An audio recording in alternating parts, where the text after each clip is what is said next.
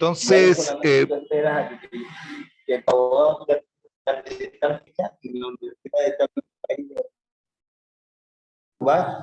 ¿te presentas? bien, continuaremos. Les vamos a pedir, por favor, que mantengan los micrófonos apagados. Y si tienen alguna duda, pues al finalizar vamos a responder cualquier tipo de pregunta.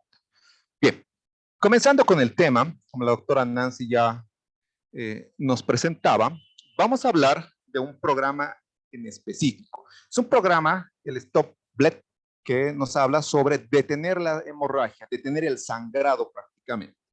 Este es un programa que surge desde el Comité de Trauma, desde el Colegio de Cirujanos Americano, cuya finalidad es prácticamente realizar una difusión masiva y lo realiza mediante colaboradores en diferentes países para poder brindar estas capacitaciones. Si bien este Stop Bled no solamente está enfocado al personal de salud, sino que también está enfocado en el personal civil, como también enfocado al personal de atención prehospitalaria.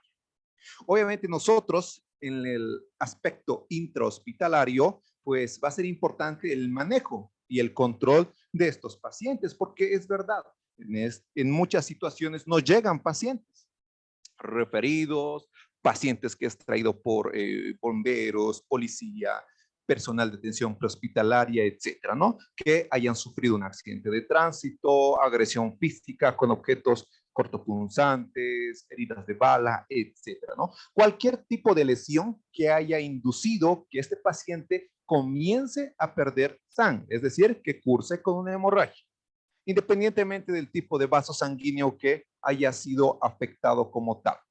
Entonces, vamos a hacer una puntualización, ¿sí? Esta es la presentación que nos brindan y nos deciden. Nosotros no podemos modificarla, entonces vamos a utilizar tal cual nos han enviado la presentación, ¿sí? Obviamente, nosotros quisiéramos ser un poco más gráficos porque en el área intrahospitalaria, pues vemos pacientes en esas circunstancias, vemos pacientes que prácticamente nos llegan con extremidades amputadas, con heridas por machacamiento, etcétera. Y obviamente eso no lo podemos colocar en esta presentación, porque esta presentación también tiene la finalidad de realizar al personal civil, ¿no? Entonces, por eso es que no tiene muchas imágenes, ¿sí? Para ir aclarando desde el principio. Entonces, vamos a ir avanzando. Entonces, estas son las organizaciones. Si ustedes se fijan, estas cuatro principalmente son las que han impulsado que este programa se lleve a cabo en los diversos países. Y no solamente es a nivel de continente, es decir, no solamente es en el continente americano, también a nivel de Europa, etcétera, también tienen la finalidad y lo han logrado de poder difundir el programa de Stop Bled. ¿Sí? Bien. Entonces, obviamente no usamos imágenes, pero quizás algunas para las personas que no son del área de salud o algún o personal del área de salud que también puede llegar a ser sensible, ¿no? Siempre hay que dar el anuncio previamente. Entonces, ¿por qué necesitamos este entrenamiento? Y no solamente el personal de salud, sino la población en sí. Porque la causa número uno es la causa de una muerte prevenible luego de una lesión.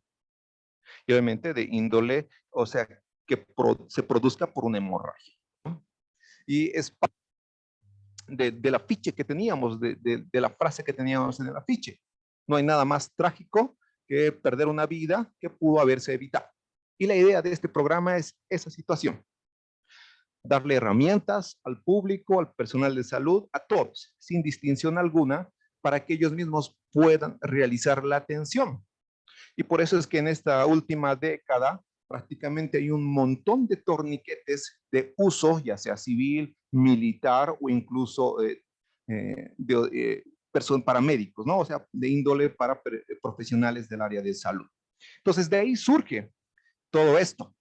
Recuerden ustedes, en Estados Unidos la maratón de Boston, pues sufrió un atentado terrorista con múltiples lesionados y es donde comienza prácticamente todo esto, todo este programa. ¿Por qué? Porque aquellas personas que se han encontrado lesionadas con hemorragia, se ha utilizado los torniquetes y se ha visto que en esos pacientes en los que se les ha aplicado el torniquete, pues han presentado menos complicaciones o incluso no han llegado a fallecer.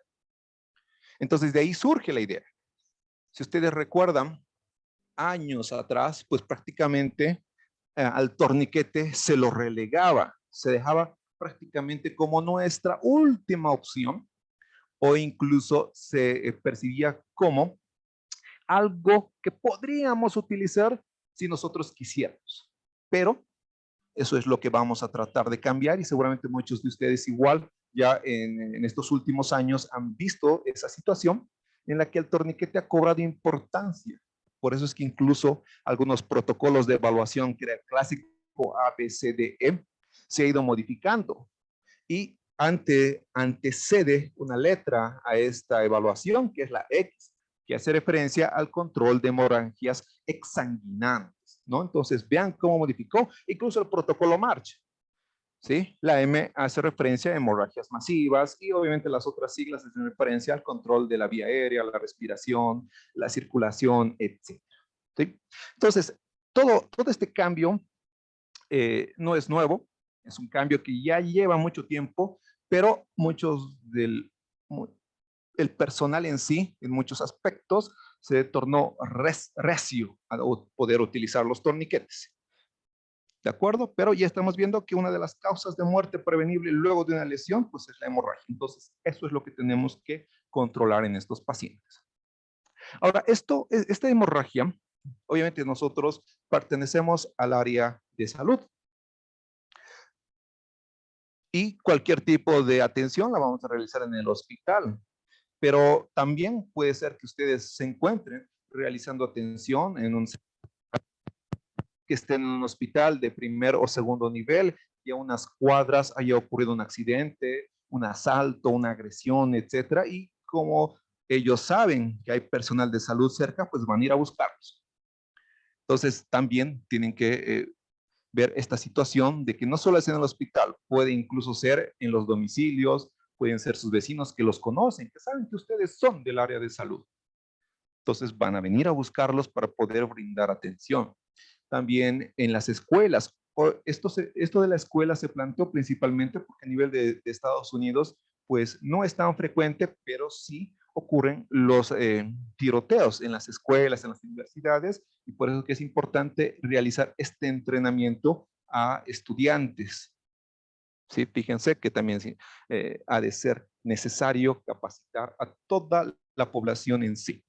Obviamente las heridas de bala, las agresiones, asaltos en vía pública también pueden condicionar esta situación. Puede ser que ustedes estén en la ambulancia, los llamen, los busquen igual o vayan al centro de salud donde ustedes trabajen o en todo caso les llegue un paciente por herida de arma de fuego. Entonces, esta por ejemplo hace referencia a que puede ser que cuando ustedes se encuentren en carretera, que se encuentren en provincia, en algún lugar alejado, etcétera, también puede ocurrir algún incidente que requerirá que ustedes tengan conocimiento en el control de hemorragias. Obviamente, los escenarios son distintos. Nosotros estamos acostumbrados quizás en el hospital pues a pedir insumos, etcétera. Tenemos personal de enfermería, internos que nos colaboran.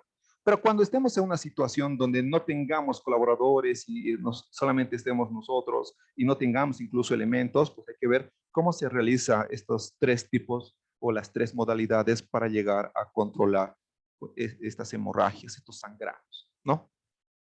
Y obviamente los accidentes de tránsito que también puede llegar a presentarse. O sea, vean que el escenario es amplio, es diverso. No solamente estos pacientes van a llegar al hospital y les van a indicar a ustedes que está cursándose con una hemorragia.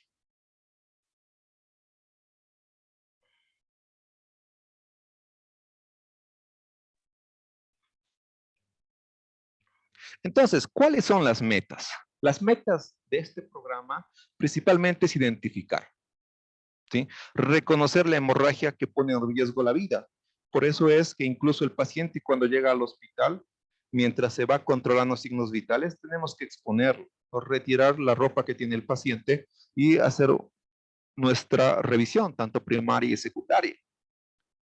Obviamente la primaria siempre será, y eso lo comentaba en el día de ayer, para poder identificar lesiones potencialmente graves.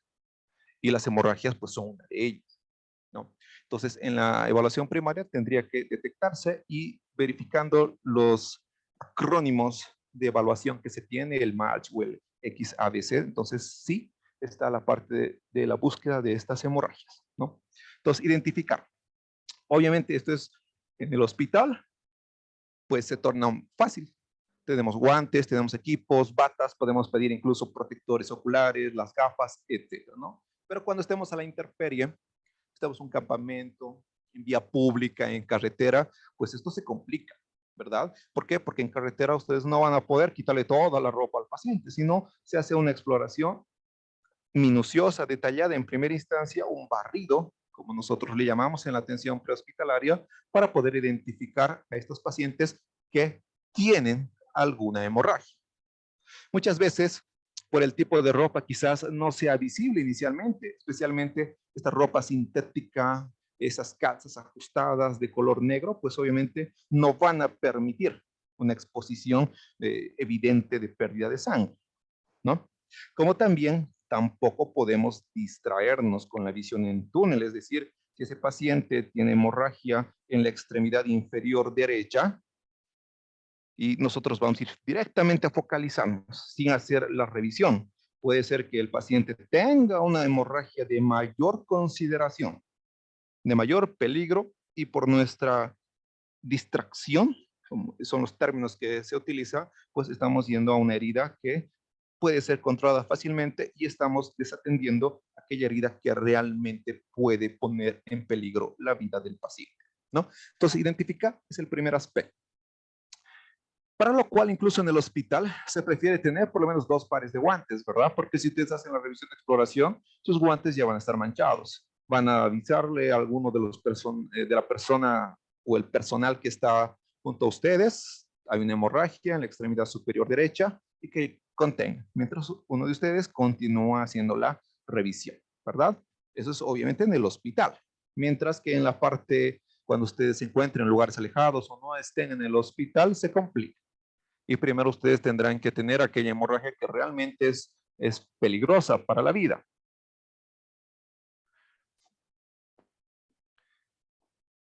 Bien, entonces identificar es el primer aspecto. Eso, independientemente, intrahospitalaria, extrahospitalaria, se debe identificar. ¿De acuerdo? Ahora, el segundo aspecto, ustedes ya han identificado, pero ¿qué hacemos? No solamente podemos contemplar la hemorragia, debemos detener. Esa es la finalidad de este programa, identificar e inmediatamente contener la hemorragia, ¿sí? Hay pasos y quizás ya son pasos que se ha visto en la evaluación. Si recordamos los protocolos, pues antes se hablaba de esta presión digital, se hablaba de elevación de la extremidad, se hablaba del vendaje, de la presión en un punto arterial, etc. Incluso la posición de Trendelenburg, etc. O sea, son aspectos que en la medicina y en la atención intrahospitalaria como extrahospitalaria va a evolucionar. Entonces, ¿qué nos queda? Nos queda quedarnos con aquellos aspectos positivos y bueno, aquellas situaciones en las que no nos benefician, pues prácticamente no las realizamos y las descartamos. Por eso es que solo nos quedamos con estos 3 procedimientos. Estamos hablando de presión, empaquetamiento y el uso de torniquetes. Y vamos a hablar cuando lleguemos a torniquetes que no son los torniquetes caseros, artesanales de preferencia, sino que tienen que ser los torniquetes que ya están prefabricados. ¿Por qué? Porque estos torniquetes tienen ciertas características que se tiene que tomar en cuenta. ¿Por qué? Porque si no, no vamos a poder llegar a controlar la herida, la hemorragia de forma adecuada. Entonces, no se olviden, vamos a ver estos tres aspectos. Presión, empaquetamiento y torniquete. ¿Sí? Vamos a ver estos tres entonces. Y obviamente dependerá el lugar, si es una extremidad, es en la región inguinal, es en cuello, es en abdomen, en tórax, etcétera, porque no en todos los lugares vamos a poder utilizar estos tres aspectos. Si bien la presión la vamos a poder realizar en cualquier punto que se tenga una hemorragia, el empaquetamiento no en toda, por ejemplo, en heridas incluso que sean penetrantes en tórax o abdomen, no vamos a poder realizar el empaquetamiento. Obviamente tampoco el uso de torniquetes cuando se trate de hemorragias a nivel de tórax, cuello y abdomen. Principalmente los torniquetes serán de utilidad en aquellas hemorragias que se tengan en las extremidades. Y esto vamos a ir explicándolo más adelante.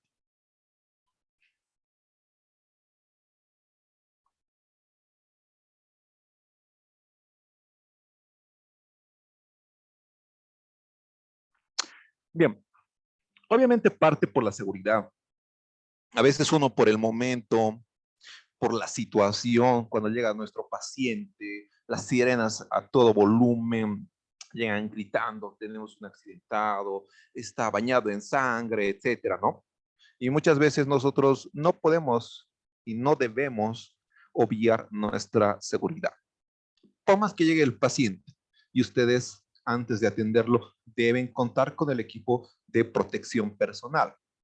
Entonces, nos fijamos en la diapositiva, habla de la seguridad personal. Su seguridad es la primera prioridad, tanto a nivel intrahospitalario como extrahospitalario. Si ustedes no tienen las condiciones necesarias o la seguridad del escenario para poder realizar una atención en el extrahospitalario, pues obviamente tiene que velarse la seguridad de ustedes, entonces no se realiza la intervención.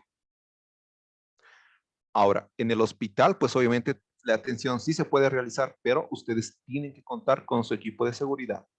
Y lo volvemos a recalcar, el equipo de seguridad no solamente implica guantes y barbijo, sino ya implica el uso de las batas, obviamente impermeables, porque es un paciente que tiene una hemorragia, los gorros, cascos protectores faciales, los lentes de protección, incluso las botas, mangas antihemorrágicas, etc. Hay un montón de elementos que se puede utilizar para la seguridad de ustedes, ¿no? Entonces, eso tómenlo en cuenta en el extra como en el intrahospitalario. ¿Por qué? Porque incluso en el extrahospitalario principalmente, si ustedes por la imprudencia quieren atender a un paciente y el escenario no es seguro, pues obviamente se van a convertir en una víctima más y no van a poder ayudar al paciente. Entonces, tomen eso en cuenta. Ahora, quizás cuando estén en el extrahospitalario, fuera del hospital, pueden ayudar, pero solamente cuando sea seguro el escenario. ¿Sí? Y eso igual lo comentaba el día de ayer, el escenario tiene que ser seguro en el extrahospitalario para que ustedes puedan ingresar.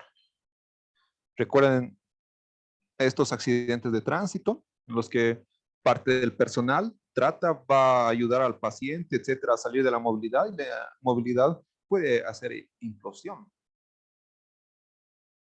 Puede ese personal sufrir lesiones por la explosión, puede sufrir lesiones por quemadura, o incluso al ser proyectado, puede golpear la cabeza contra superficies rígidas, tórax, etc. Entonces, vean que no es tan simple acercarse y atender, sino tenemos que valorar todo el escenario.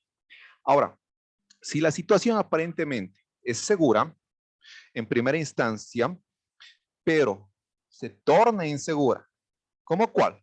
Puede ser que a un paciente cuando ustedes estén, qué sé yo, en la vía pública y ven que un peatón, un transeúnte es agredido con un objeto cortante y se escapan, y el paciente está de rodillas, tendido en el piso, pues ustedes se acercarán porque obviamente se han alejado.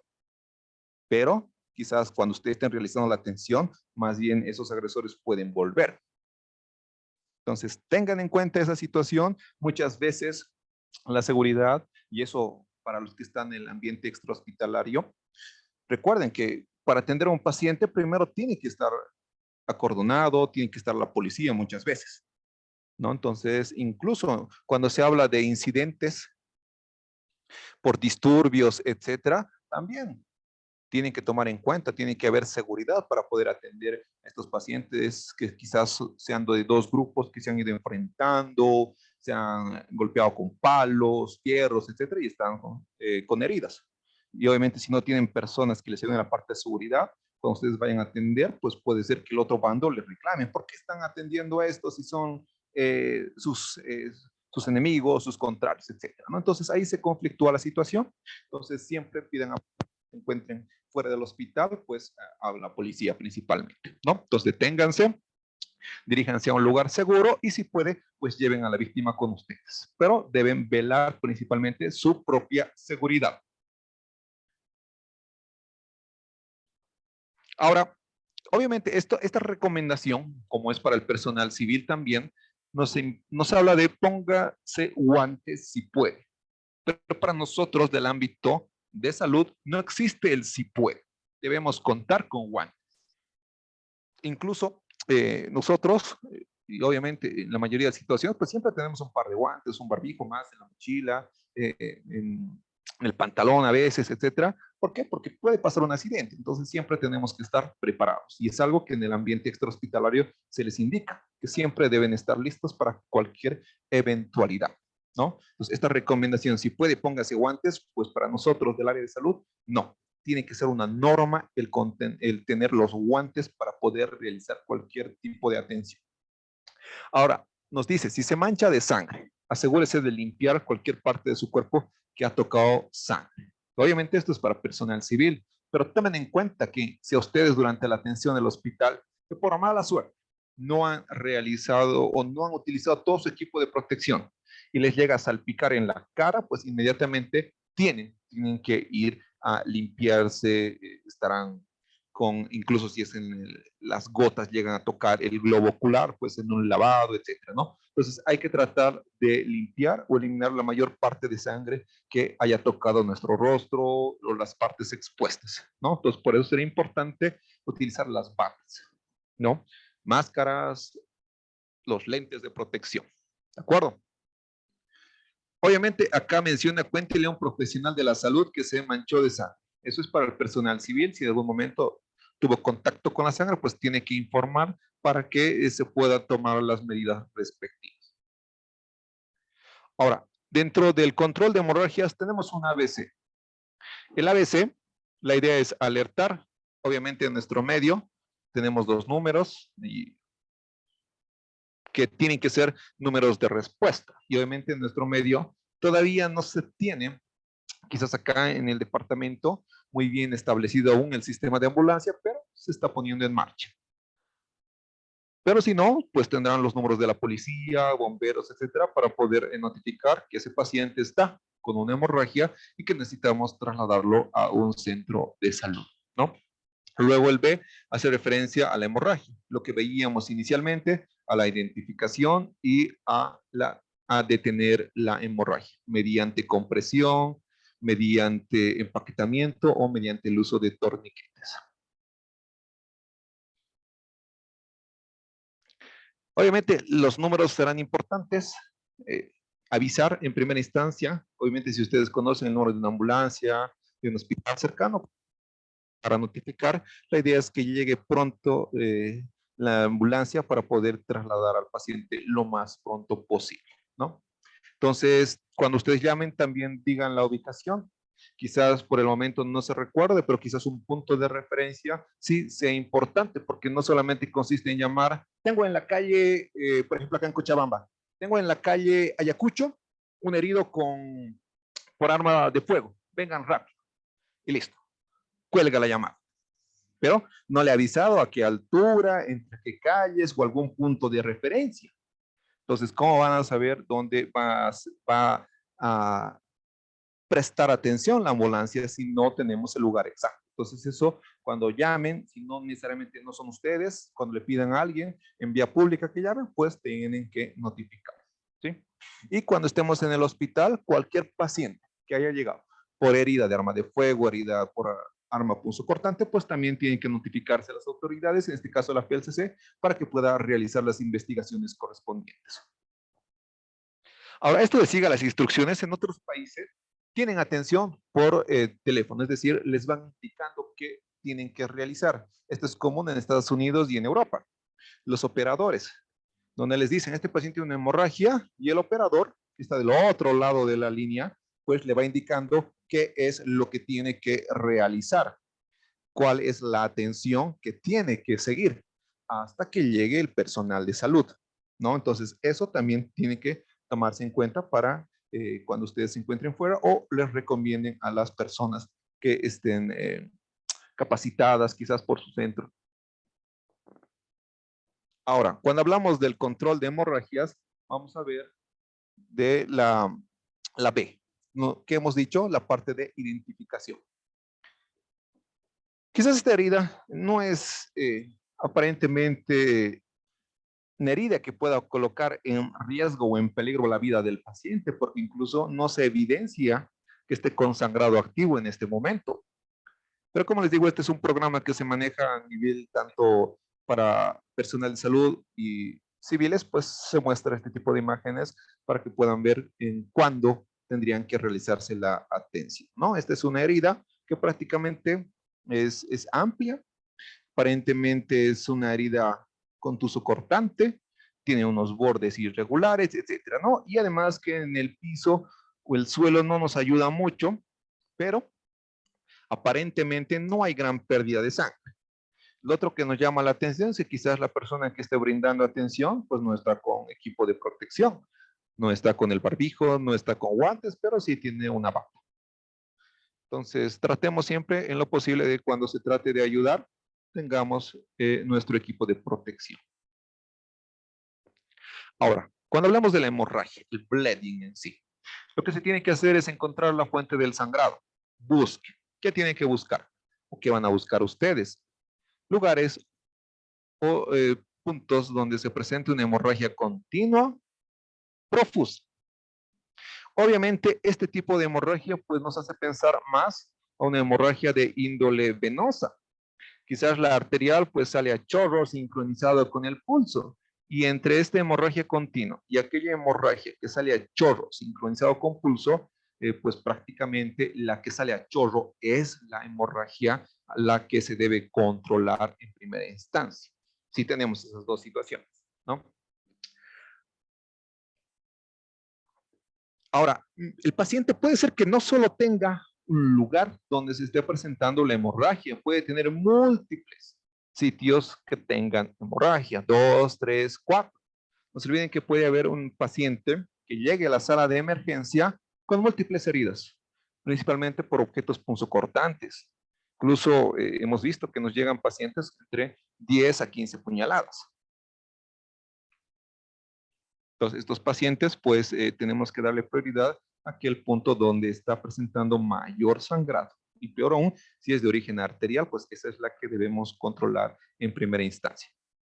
Ahora acá, ¿la ropa podría también esconder el sangrado que pone en riesgo la vida? Sí, principalmente en el ámbito extrahospitalario, ¿verdad? Porque en el extrahospitalario ustedes no pueden hacer con el hospital, agarrar una tijera de trauma, cortar la ropa y comenzar a revisar. Puede ser en el extrahospitalario, pero en lo posible traten siempre de revisar. En cambio, en el hospital, como les comento, esto es más fácil. Ya nos están ayudando. Parte de enfermería o la auxiliar de enfermería nos ayuda a retirar la ropa, a cortar la ropa y colocan la bata y nosotros ya tenemos expuesto al paciente para poder hacer nuestra revisión. Ahora, la hemorragia en brazos y piernas, es decir, en extremidades superiores o en extremidades inferiores. Normalmente estas quizás no son un peligro para la vida cuando son de origen venoso, pero cuando este tipo de hemorragias son de origen arterial, pues sí llegan a comprometer. Estamos hablando de lesiones a nivel de la arteria radial, la arteria humeral, la arteria poplitea, la arteria femoral. Esas sí pueden llegar a comprometer el estado de salud del paciente. Las hemorragias que pueden presentarse a nivel de cuello, axilas e ingle, pues generalmente a estas sí hay que prestarle más atención. ¿Por qué? Porque por el lugar, por la zona, pues prácticamente nos limita al realizar la compresión. Por ejemplo, en las extremidades sí podemos realizar una buena compresión. ¿Por qué? Porque vamos a hacer presión contra una superficie dura, rígida, que son los huesos. Pero a nivel de la axila, a nivel femoral y a nivel del cervical, del cuello, pues esto se limita, y más aún en cuello. No es que ustedes van a ver una hemorragia y van a comprimir con toda la fuerza que puedan, no. Entonces, se tiene que realizar una compresión, pero obviamente con la fuerza necesaria. No es aplicar una fuerza intensa, por si acaso en estos sectores. Obviamente en estos sectores, pues utilizar un torniquete es complicado. ¿Sí? Por ejemplo, los torniquetes comerciales en estos puntos no se utilizan. Hay torniquetes, no llegan incluso al país, la verdad no llegan, pero hay torniquetes cuando las heridas son a nivel axilar y a nivel femoral, existen. Son como unos cinturones largos que tienen un disco y el disco va apoyado ya sea en la región inguinal o en la región axilar para realizar la compresión y de esa forma detener la hemorragia. Pero cuando se trate de tórax o abdomen, ahí sí las heridas son importantes, principalmente en tórax. Como vimos ayer, una herida de más de 3 centímetros de diámetro, pues condiciona un neumotórax abierto. Y obviamente en esa situación, pues no vamos a poder realizar el empaquetamiento, sino que debemos realizar la compresión y trasladar lo más pronto posible a nuestro paciente. Ahora ya estamos llegando a la C, es decir, a las medidas para poder controlar. Es decir, a la compresión, a la presión. Si ustedes se fijan, obviamente como esto es para civiles, puede ser que estén en vía pública y no encuentren guantes o no tengan ellos guantes. ¿Por qué? Porque el personal civil pues no va a andar con los guantes. No es como el personal de salud que puede llegar a tener. Mientras que ellos, ¿qué se sugiere? Que por lo menos agarren un retazo de tela, puede ser la polera del mismo paciente o otro retazo de tela, que la pueden utilizar para colocarle sobre la herida, fíjense, sobre el punto de la hemorragia, y la misma lesión que hemos visto en la anterior imagen, y comprimir con ambas manos. Obviamente esto dependerá de la extensión. Si es una herida con una extensión de más de 10 centímetros, pues sí requerirá ambas manos. Pero si es una herida de menor longitud, 5 centímetros, 4, etcétera, pues bastará una mano o colocar una sobre la otra. La idea es realizar una compresión para detener la hemorragia en primera instancia y poder esperar a que lleguen los servicios hospitalarios o pueda trasladarse a este paciente. Entonces, cuando hablamos de compresión, nos referimos principalmente a aplicar una presión directa a la herida. Fíjense que dice, una presión directa. No dice que presione lo más fuerte que pueda.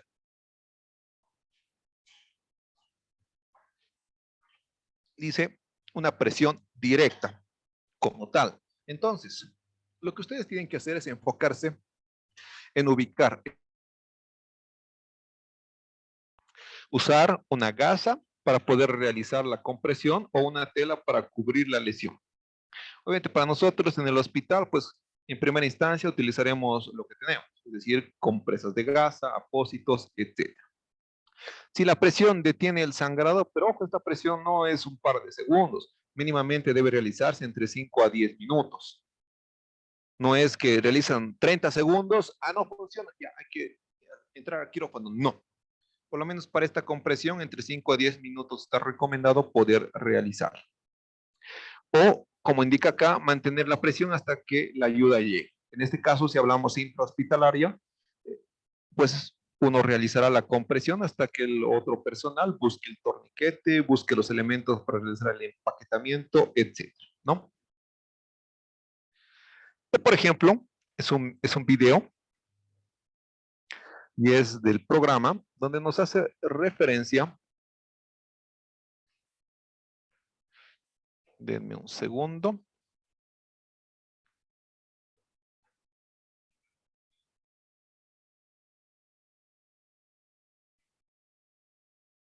No tiene audio, pero veamos la imagen. Fíjense que solo vamos a hacer compresión. Este es el punto por el cual se presenta la hemorragia. Fíjense cómo en el ámbito extrahospitalario se puede agarrar una polera, se sujeta de esta forma y prácticamente una mano sobre la otra está realizando una presión directa. Y de esta forma se espera contener la hemorragia. Una vez más les vamos a mostrar el video. Ya se ha identificado el punto de la hemorragia. Se debe utilizar gasa, compresas de gasa, apósitos, cuando estemos en el ambiente intrahospitalario y realizar esta compresión hasta que el otro personal o la parte de enfermería pues vaya y traiga el torniquete para poder controlar.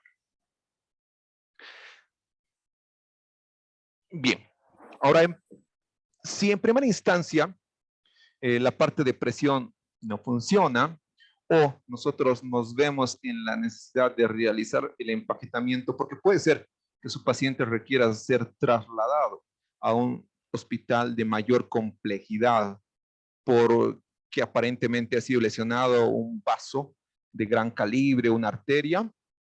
Entonces, por lo menos con el empaquetamiento, si no tengo torniquetes, voy a trasladar a mi paciente, ¿sí? Generalmente este empaquetamiento es para heridas grandes. Ahora, si la hemorragia proviene de una herida profunda, pues el empaquetamiento será suficiente para detener el sangrado. Y después de empaquetar, se debe realizar la presión, ¿no? Como se veía en la presentación anterior con ambas manos. Fíjense en la imagen que no es que agarra la tela y solamente la coloca en la parte superior. Fíjense, tenemos una X en la imagen B, donde solamente agarra la tela y no está introduciendo. Vean al lado que en ese punto va a continuar la hemorragia. Entonces, el objetivo es detener hemorragias de este programa y el empaquetamiento consiste, como su nombre lo dice, agarrar estos retazos de una venda en gasa y comenzar a introducirlos. Empujar de forma uniforme en todos los bordes hasta lograr empaquetar. ¿Sí? Fíjense la imagen superior, la A, donde nuestra herida está prácticamente ocupada por toda la gasa. Y no es como la imagen inferior donde le da espacio para poder continuar la hemorragia. Obviamente estas gasas normalmente deberían tener algún elemento hemostático y vienen prefabricadas, solo que en nuestro medio pues no es tan común utilizar, incluso no llega, no es fácil que se encuentre este tipo de material para poder realizar. Entonces lo que nosotros utilizamos en este tipo de situaciones es una venda de gasa, ya sea de 5, 10, 7.5 centímetros, dependiendo el tipo de herida que se tenga. Acá vamos a ver el video de esta situación, préstenle atención, veamos cómo ya se ha identificado el punto de la hemorragia.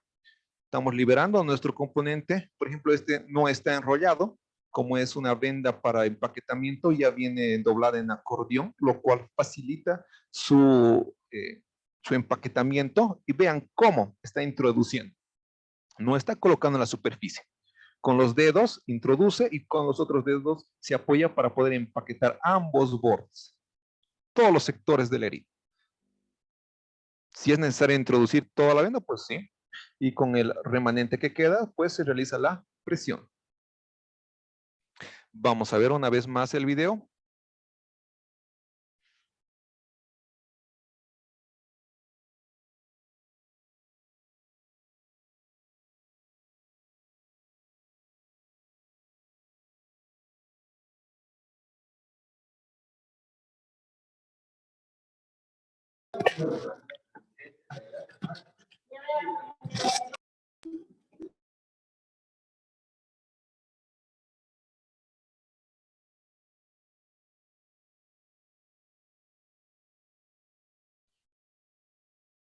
Entonces, una vez más, fíjense, estamos empaquetando.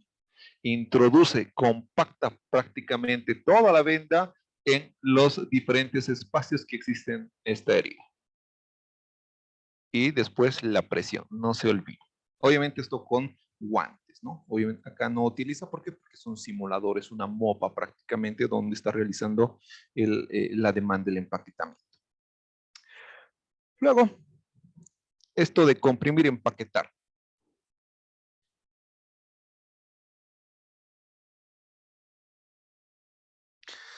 El comprimir y empaquetar principalmente se va a utilizar para extremidades y quizás, dependiendo de la profundidad de la lesión y el vaso sanguíneo afectado, puede utilizarse a nivel axilar, ingle. Por eso es que está en rojo. Dependerá en estas circunstancias. Pero el empaquetamiento no se utiliza en heridas de tórax ni abdomen. Y si ustedes no están seguros, entonces tampoco se utiliza a nivel de la región cervical, axilar ni inguinal. Y el empaquetamiento prácticamente se reserva para las lesiones tanto en extremidades superiores como en extremidades inferiores. Ahora, el otro punto de la compresión. Estamos hablando del uso de torniquetes. Generalmente este torniquete por lo menos debe estar a unos 5 centímetros arriba de la herida. Debe estar arriba de la herida. Ahora, eso cuando se identifique la herida, pero quizás en algún momento no se identifica, pero ustedes saben que en esa extremidad sí está presentando hemorragia, que es difícil acceder por la ropa, el equipo que tenga. Por ejemplo, en los conductores de competición de motocross tienen harto equipo. Su equipo, las rodilleras, los protectores, etcétera, las botas dificulta. Entonces, ¿qué haces en esa situación?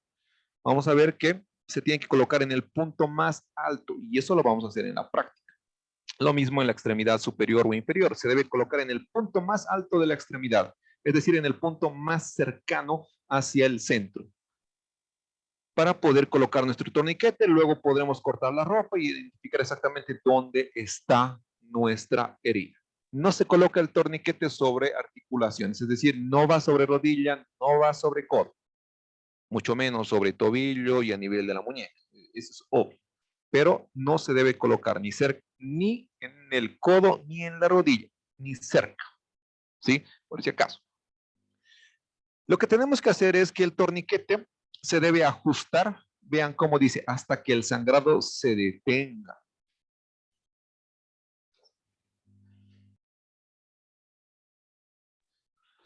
Entonces, muchas veces, y eso lo vamos a ver en la práctica, uno no quiere seguir rotando la varilla del torniquete. ¿Por qué? Porque el paciente comienza a referir dolor, molestia. No, nuestra principal función en ese aspecto es detener la hemorragia.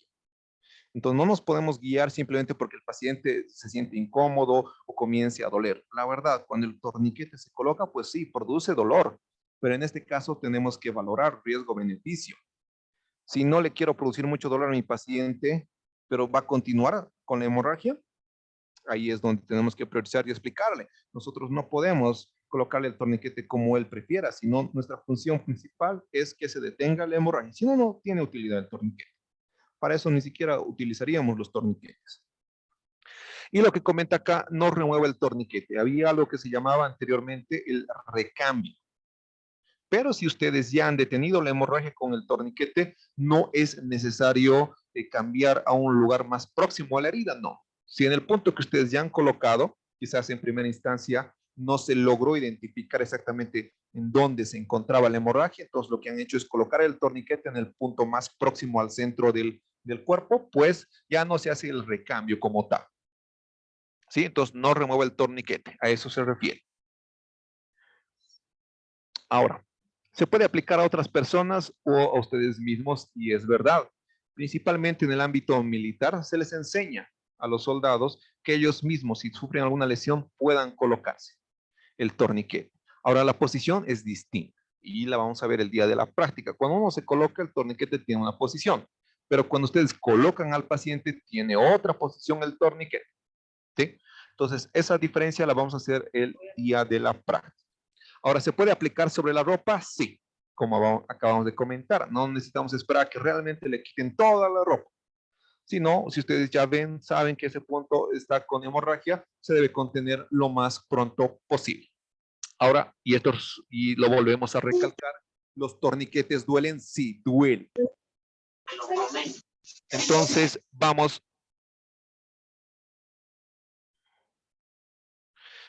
a explicarle que sí le va a doler. Y eso, si ustedes le avisan al paciente, pues va a colaborar más. Pero si no le dicen que le va a doler y le van a decir al paciente, no, el torniquete no duele, vas a estar tranquilo. Le están mintiendo y no les va a colaborar. Entonces, al principio díganle, torniquete le vamos a aplicar para detener la hemorragia. Puede ser que sienta molestias, que sienta dolor, pero va a ser necesario para detener la hemorragia.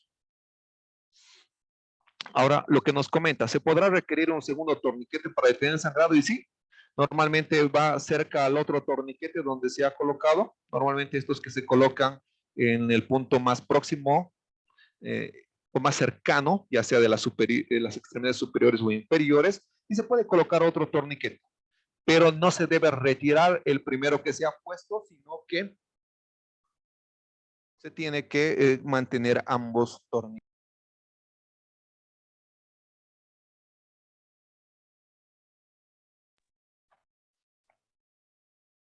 Ahora, vamos a ver una imagen de la utilización correcta del torniquete, pero esto es cuando se aplica al paciente, no cuando ustedes, y van a ver la posición, ¿sí? Esa posición va a ser distinta cuando les indiquemos cómo deben colocar ustedes los torniquetes. Esta es una demostración de cómo se debe colocar el torniquete a nuestro paciente con hemorragia.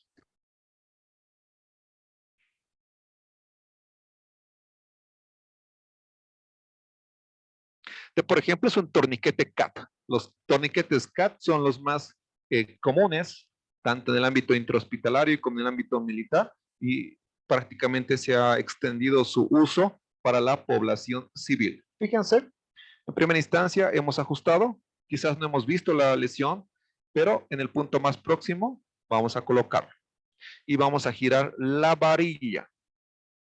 No es, fíjense, está haciendo una fuerza prácticamente hasta donde se pueda. Y fíjense, es una presión firme, no está holgado o flojo el torniquete. Y otra circunstancia, tiene una cinta más donde nos dice el tiempo. Pero el tiempo para qué? Y ojo, y aquí vamos a aclarar, porque es una pregunta que siempre nos hacen cuando hablamos de stoplet. ¿Se debe ir aflojando el torniquete? No, no se debe aflojar el torniquete. La idea de colocar la hora simplemente es que cuando llegue al hospital, nosotros tengamos conocimiento de cuánto tiempo este paciente ha estado con el torniquete. ¿Sí?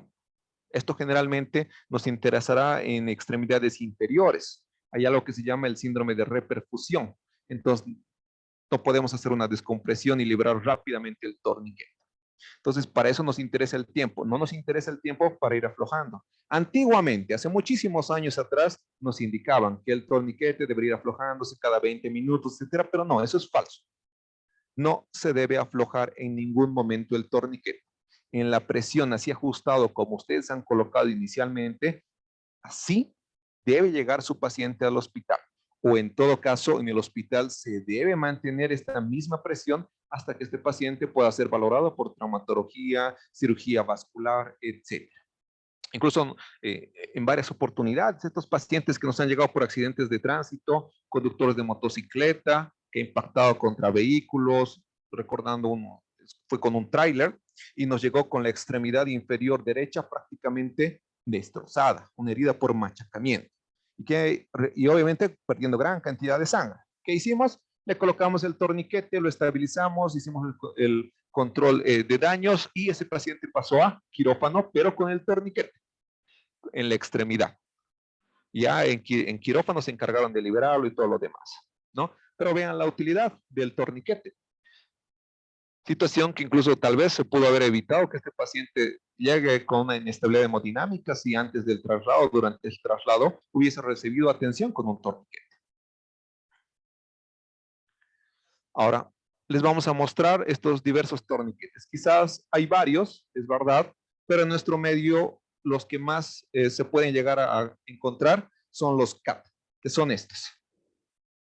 ¿Sí? Y son con los que vamos a realizar la práctica. Hay otros que son los SOF, los SAM XT, hay otros el TMT, el TX3 y el RMT. Obviamente estos son de uso incluso militar, hay otros incluso de uso pediátrico, pero en nuestro ambiente prácticamente el CAT es el más común y este es el que ustedes pueden encontrar en nuestro medio.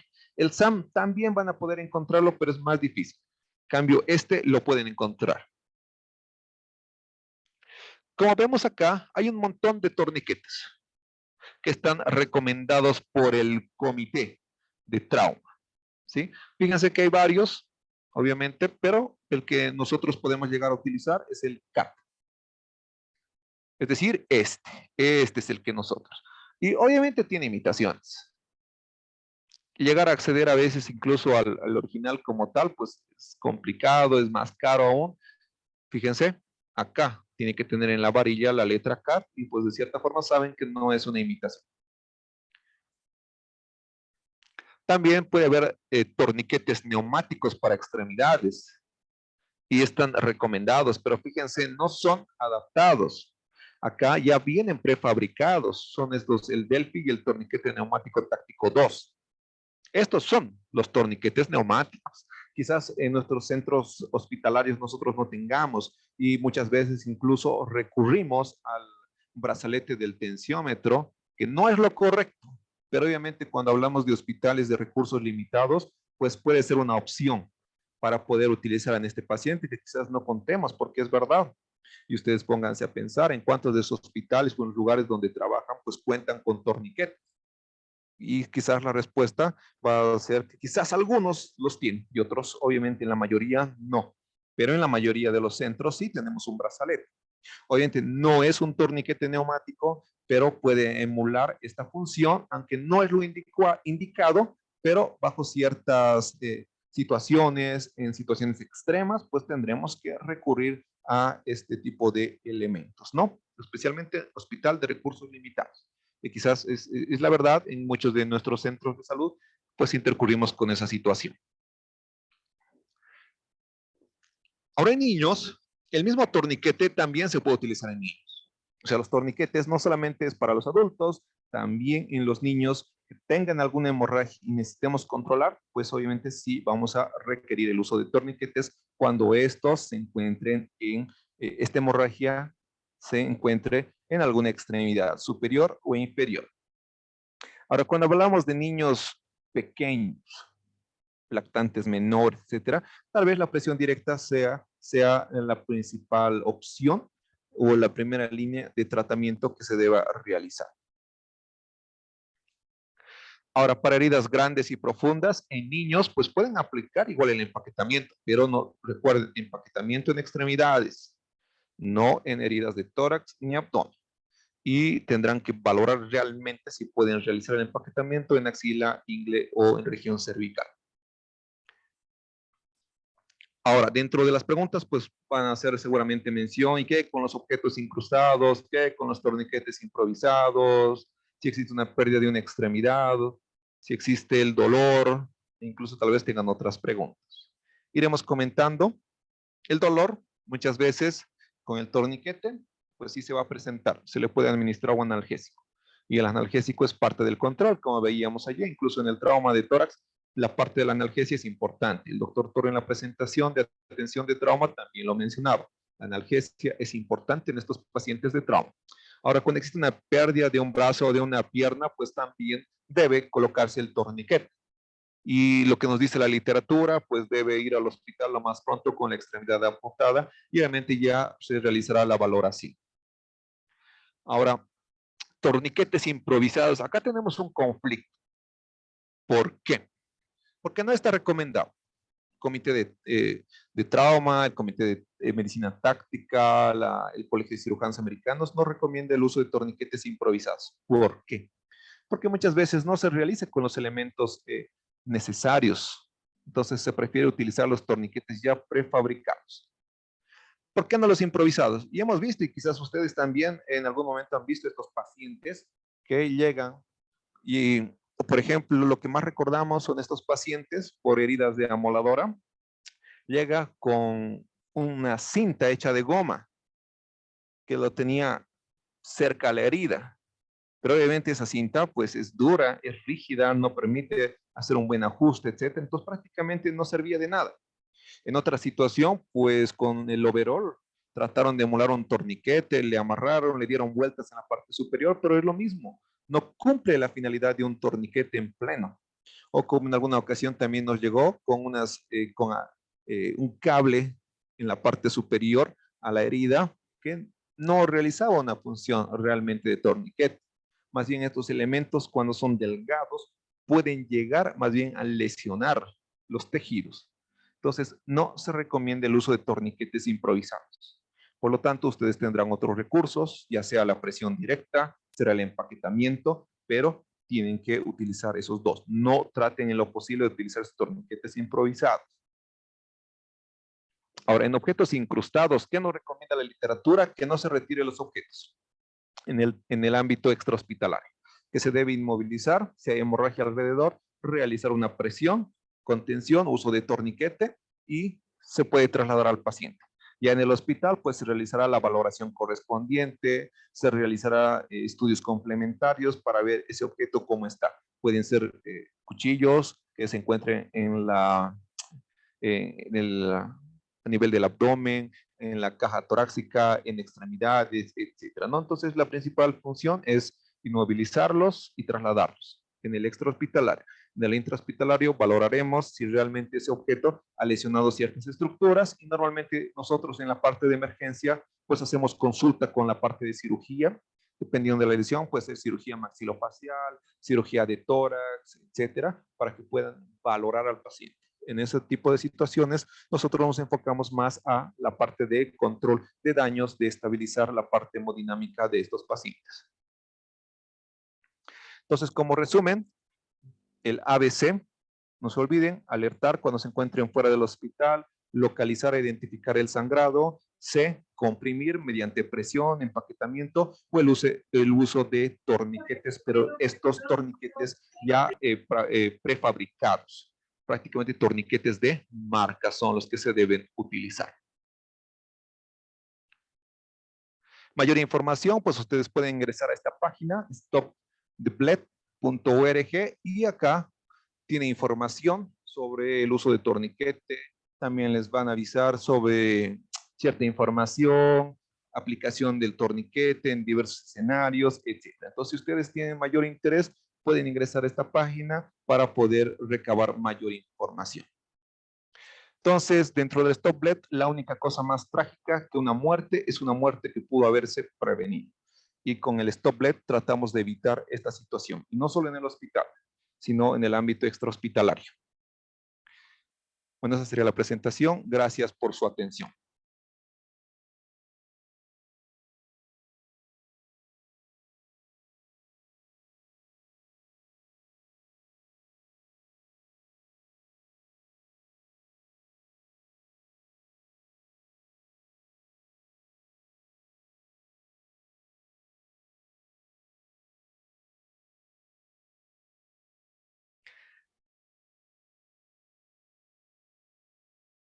Bien, no sé si alguien tiene alguna pregunta, duda sobre el tema que acabamos de revisar.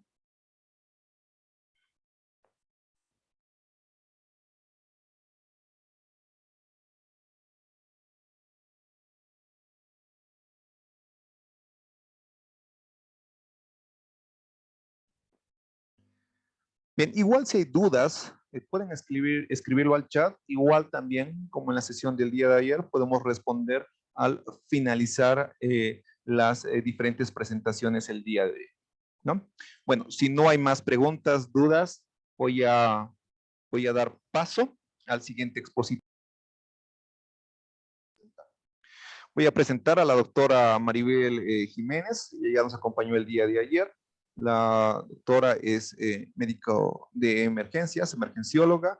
Realizó la residencia de emergencia en el Hospital Clínico Viedma de la ciudad de Cochabamba. Hola, doctor. Entonces, sí, Mario. Sí, doctor. Yo quería hacer una preguntita, por favor. Dale, a ver, te escuchamos, dale.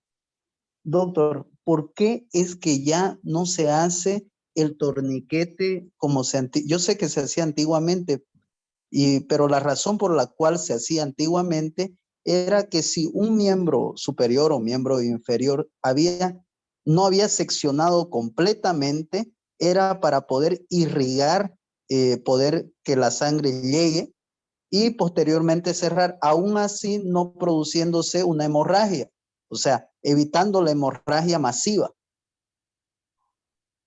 Entonces, ¿cuál es el motivo ahora el cual no se realiza el torniquete? De esa forma, abrirlo y cerrarlo. Ya, bien. Miren, en cuanto a ese aspecto, las recomendaciones son claras.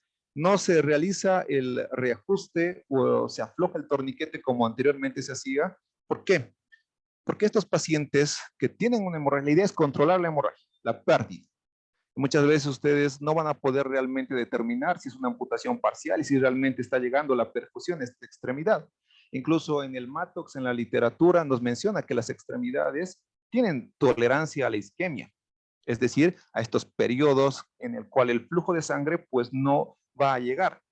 Tiempos exactos solamente nos los comenta. Normalmente las extremidades inferiores entre 6 a 8 horas pueden soportar periodos de isquemia y ese tiempo es más corto en las extremidades superiores, pero no se recomienda aflojar el torniquete por dos situaciones. La primera es que este torniquete va a continuar la hemorragia. No se olviden que en el trauma existe la coagulopatía inducida por el trauma. Y estos pacientes que están con hemorragia, pues en la mayoría de las situaciones son accidentes de tránsito, con alta transferencia de energía, con cinemática alta, la cual ha producido el accidente. Entonces no se prefiere este reajuste, ir aflojando el torniquete. La otra situación también es que se trata de evitar el síndrome de repercusión. No se olviden que este tejido, al ir destruyéndose por el trauma como tal, hay liberación de radicales libres, ciertas toxinas. Por ejemplo, la mioglobina, cuando se destruye músculo, prácticamente es un componente dañino para la parte renal. Entonces, de esa forma se evita y se ha recomendado que no se debe aflojar. Hay estudios sobre este aspecto que nos han dicho que no es bueno ir ajustándolo, si no tiene el tiempo para ahora, solo para que nosotros sepamos cuánto tiempo esa extremidad ha pasado con este periodo de isquemia. No que esta extremidad haya sido aflojando cada 20 minutos, ¿sí? No sé si hemos respondido tu pregunta, Mario. Sí, claro que sí, doctor. Quedo muy agradecido. Muchas gracias, doctor. No, gracias a ustedes. Bien, entonces como iba comentándoles, vamos a dar paso a la doctora Maribel Jiménez. Ella nos va a acompañar. Vamos a adelantar el tema de reanimación cardiopulmonar, obviamente enfocado en la parte de trauma. Maribel, ¿puedes compartir pantalla, por favor?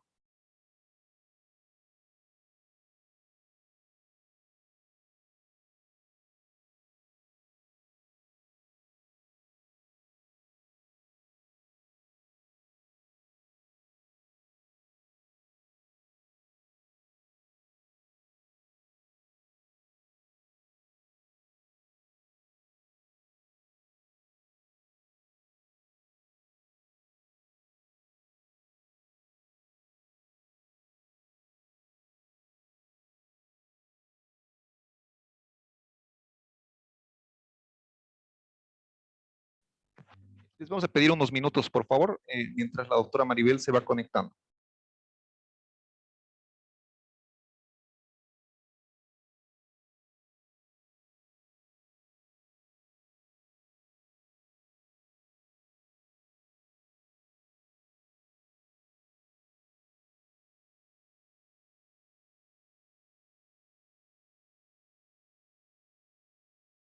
Bien, mientras la doctora Maribel se va conectando, les voy comentando lo siguiente.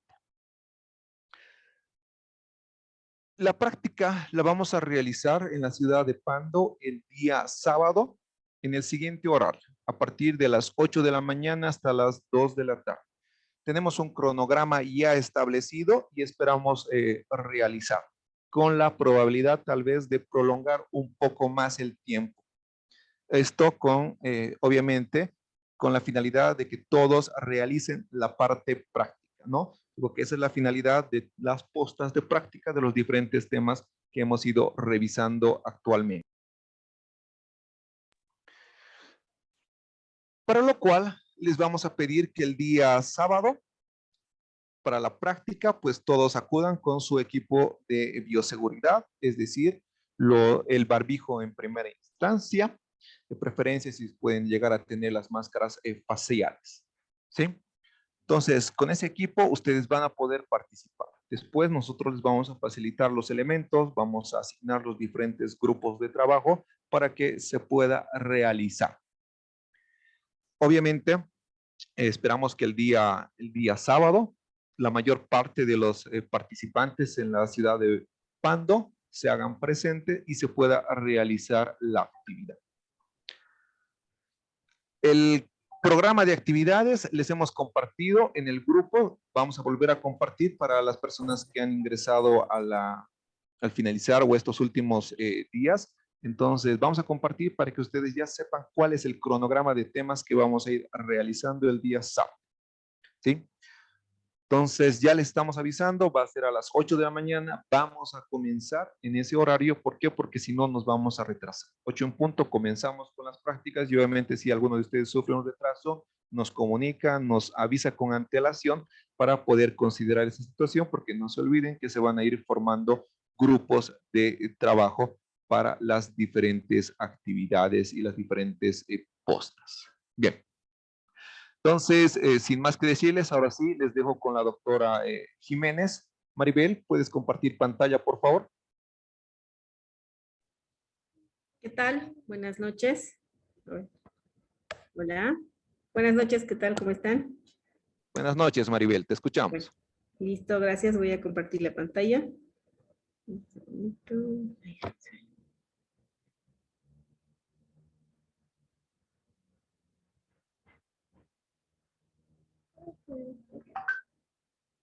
Se puede ver, ¿no? Sí, se logra ver, Maribel. Muy bien. Bueno, vamos a hablar sobre el paro cardiorrespiratorio y enfocado un poco a lo que es en un paciente que es traumatizado, ¿no? Un politrauma. Primero, definir qué es un paro, ¿no? Ya en las jornadas de ayer se les había hablado cómo reconocer a un paciente que está en GASPI, un paciente que está en una respiración agónica. En el caso del paciente politraumatizado, pues es un paciente que va a estar con un Glasgow menor a 8 probablemente, ¿no? Pero en general, vamos a hablar primero de el paro en una persona que puede ser o no de trauma. Entonces, ¿qué es? Va a ser la presencia de apnea, es decir, no va a haber respiraciones o respiración agónica, que es una respiración como de los pescaditos cuando están fuera del agua, ¿ya? No va a haber pulso y tampoco va a haber estado de alerta, o sea, el paciente va a estar inconsciente, ¿no? Esto va a ser consecuencia de que va a haber una hipoxemia severa, lo que va a ocasionar lesión en otros órganos y en consecuencia el paro cardiorrespiratorio, ¿ya? Durante la parada cardiorrespiratoria existen prioridades que tenemos que tener bien establecidas, ¿ya? Es decir, tenemos que tener en cuenta que lo más importante, si estamos frente a un paciente con parada cardiorrespiratoria, es reconocer que está en paro. Por eso es muy importante tener la definición bien establecida en nuestra cabecita, ¿ya? No se olviden, respiración agónica en un paciente que no es politrauma, también un politraumatizado que sea una hipovolemia severa podría estar en ese estado, ¿no? Entonces estamos hablando de respiración en GASPI, una respiración como un pescadito fuera del agua, paciente que no esté con un estado de conciencia mayor a 8, es un paciente que va a estar inconsciente, sin respuesta adecuada, ¿ya? Eso es el primer eslabón, reconocer el paro cardiorrespiratorio. Después, ¿qué vamos a hacer? Hemos reconocido el paro cardiorrespiratorio, podemos activar un código azul en caso que estemos solos o que sea en el manejo extrahospitalario, pues entonces inmediatamente priorizar las compresiones torácicas, ¿no es cierto? Ya en el enfocado del paciente con trauma, no nos olvidemos que si estamos en un paciente que es una víctima de un accidente de tránsito y probablemente tiene lesiones exsanguinantes, lo primero va a ser, hemos dicho el día de ayer, cohibir el sangrado, ¿verdad? Y una vez que logremos poner un torniquete o cubrir con apósitos de manera que no se extienda más el sangrado, podemos iniciar las compresiones, porque de nada va a servir hacer compresión o hacer RCP si el paciente tiene lesiones exsanguinantes severas que pueden terminar con su vida en cuestión de segundos, ¿ya? Entonces, esas cosas tenemos que traspolar, es decir, si bien estamos en un paciente con un paro cardiorrespiratorio, quizá en un paciente víctima de un accidente de tránsito que no tiene lesiones abiertas, es decir, expuestas de forma muy clara, porque probablemente ese vestido no podemos, por eso es importante descubrir la ropa, ¿no? Cortar la ropa, no sacarle. Entonces, ahí podemos evaluar qué vamos a ver, qué vamos a hacer en ese momento. Es un paciente que tiene lesiones, no tiene lesiones, si no tiene lesiones, no se olviden que también existen las lesiones como traumatismo cerrado, ¿no es cierto? Entonces, pensemos en todo eso, es por eso que les estamos tratando de dar todas las pautas para que ustedes puedan analizar frente a qué pacientes se están encontrando, ¿no? Y de esta forma poder tomar la conducta adecuada, ¿ya? Entonces, retomando el tema, otra prioridad es restablecer las respiraciones, por eso que ya habíamos dicho que una de las conductas más importantes, además de inmovilizar al paciente, estabilizar al paciente, es suministrar oxígeno, ¿no es cierto? Porque es un paciente, ya sea por hipovolemia o sea por el estado de conciencia deteriorado, va a necesitar un soporte de oxígeno, muchas veces en altas concentraciones, ¿ya? ¿Con qué fin? Preservar la función de los órganos vitales.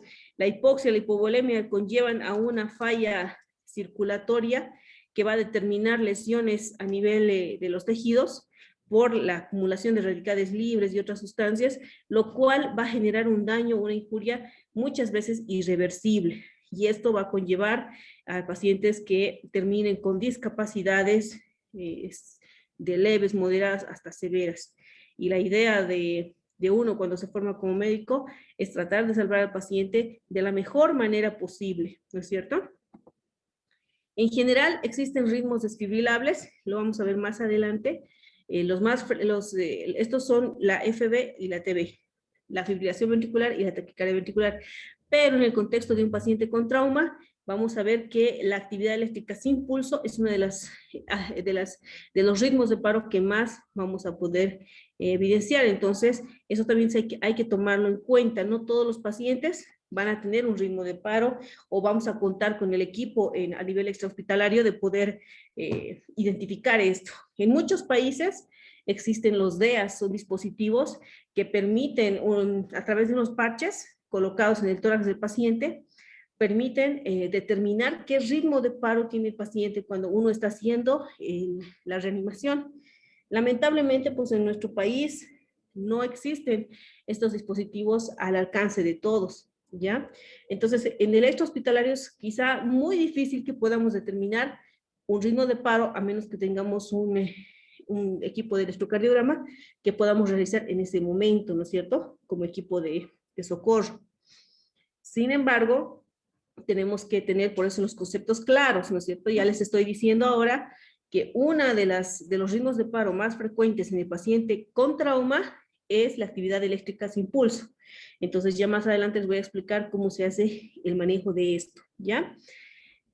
Y también después de la atención del paro, otra cosa que no hay que olvidarse, porque no es simplemente hacer la compresión, sacarlo del paro y decir, ah, ya está, se salvó. No, la verdad es que hay que tener muchos cuidados. Traslado inmediato del paciente, no se olviden que el paciente con trauma siempre está acompañado de sangre, ¿no es cierto? Es decir, pérdida sanguínea. Entonces, este paciente con seguridad va a necesitar transfusiones, un traslado inmediato a un centro de alta complejidad para poder iniciar una conducta quirúrgica. Muchas veces es el caso, ¿no es cierto? Entonces, pero parte de la atención post-paro cardíaco, además de que ustedes han recibido al paciente, lo han estabilizado, han estabilizado sus heridas y lo están sacando del paro, la atención postparacardíaca, que muchas veces quizás se va a hacer en un centro hospitalario, donde hay ciertas medidas que se toman, ¿no es cierto? El uso de vasopresores, la cabecera a 30 grados, esto que reduce mucho tanto el edema cerebral, como también evita ciertas complicaciones de algunos pacientes que pueden intercurrir con broncoaspiración y demás situaciones, ¿ya? Eso lo vamos a ir viendo poco a poco. En general, tenemos varias guías que nos ofrecen, ¿no?, una cadena de supervivencia de cómo manejar un paro. Es lo mismo. Usted reconoce el paro cardiorrespiratorio, inicia la compresión, pide ayuda y hace el traslado inmediato, ¿no es cierto? Básicamente, esa es la cadena de la supervivencia. En el extrahospitalario muchas veces se va a hacer una RCP. Se dice LEGO porque no es un personal avanzado, no es un personal capacitado en soporte avanzado, ¿me dejo entender? Entonces, lo que se inicia es el RCP con el fin de mantener la circulación en el paciente. Antes se hablaba que era importante observar, escuchar y sentir. Hoy en día Si tú observas y no respira, basta. No necesitas sentir, no necesitas palpar, es directamente. No respira, no hay movimientos respiratorios a nivel del tórax, inicia la compresión, ¿ya? Y se cambia la secuencia de ABC a CAB. ¿Por qué? Más todavía en el paciente con trauma, porque lo más importante es restablecer la circulación sanguínea con el fin de evitar las lesiones por isquemia, ¿ya? Entonces no se olviden nunca, en el paciente con trauma, el orden siempre va a ser CAB, y en el resto también ahora en general, ¿no? Pero sobre todo en el paciente con trauma, pensando en las lesiones exsanguinantes.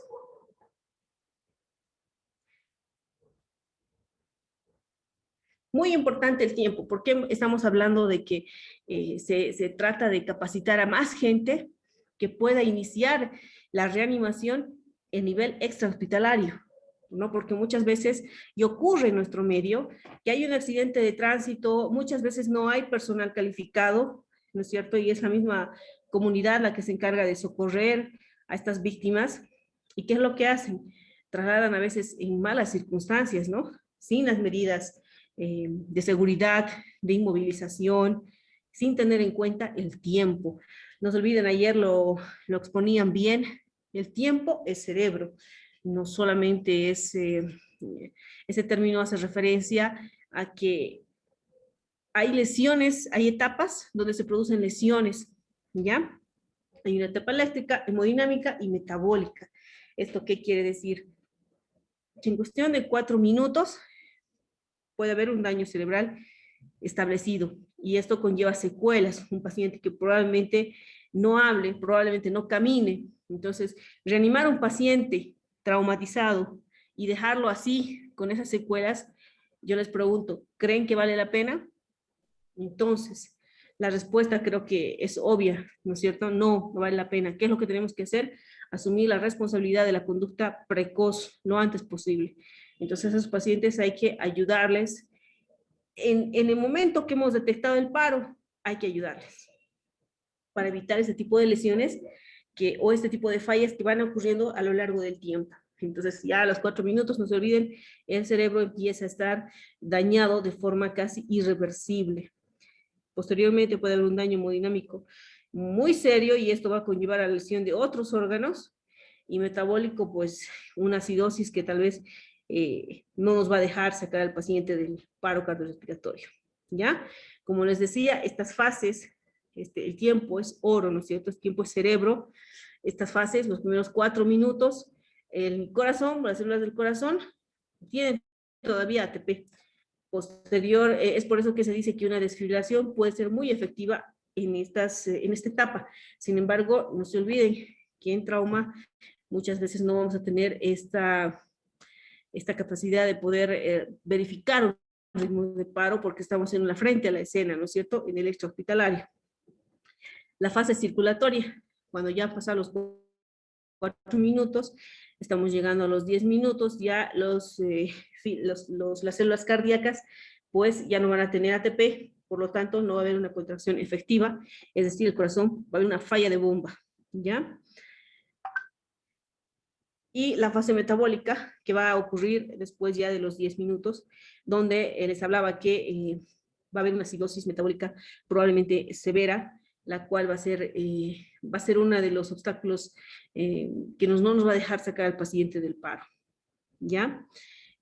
¿Por qué? Y es por esta razón que, como es el tiempo cerebro, se ha visto también el uso de los vasopresores, ¿ya? De vasoactivos. En este caso, en la secuencia de la atención de un paro cardiorrespiratorio, hacemos uso de uno de los más importantes, que es la adrenalina. Sin embargo, en dosis muy altas también puede producir daño a nivel renal, sobre todo.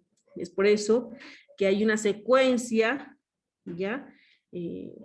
Para poder nosotros administrar la adrenalina al paciente, que es cada 3 o 5 minutos. No podemos dar en infusión en altas dosis, por esto que les estoy hablando, porque puede producir una falla renal intestinal, perdón. En el extrahospitalario hablamos de reanimación básica, porque muchas veces quizá no va a haber un personal capacitado, pero si están ahí ustedes formándose para esto, bueno, todos nos formamos para poder salvar vidas, ¿no? Pero si ustedes tienen la oportunidad de estar en esta situación, pues no duden en tomar la conducta. No se olviden que las compresiones tienen que ser fuertes, rápidas, de alta calidad, ¿ya? Y si tuviéramos un DEA en una ambulancia en la que estemos nosotros, pues no duden en usarlo, porque por lo menos va a decir qué ritmo de paro tiene, y si tuvieran la suerte de que puedan salvar al paciente con este dispositivo, sería realmente algo muy, muy bueno. Como les decía, uno de los pilares fundamentales para poder lograr sacar al paciente de un paro cardiorrespiratorio son las compresiones, la calidad de la compresión, porque esto va a asegurar una circulación en el paciente que logre evitar la lesión de los órganos por isquemia. Entonces, ¿cómo son las compresiones de calidad? Ya les he dicho, rápido, fuerte, es verdad, rápido, de 100 a 110, 120 compresiones minuto.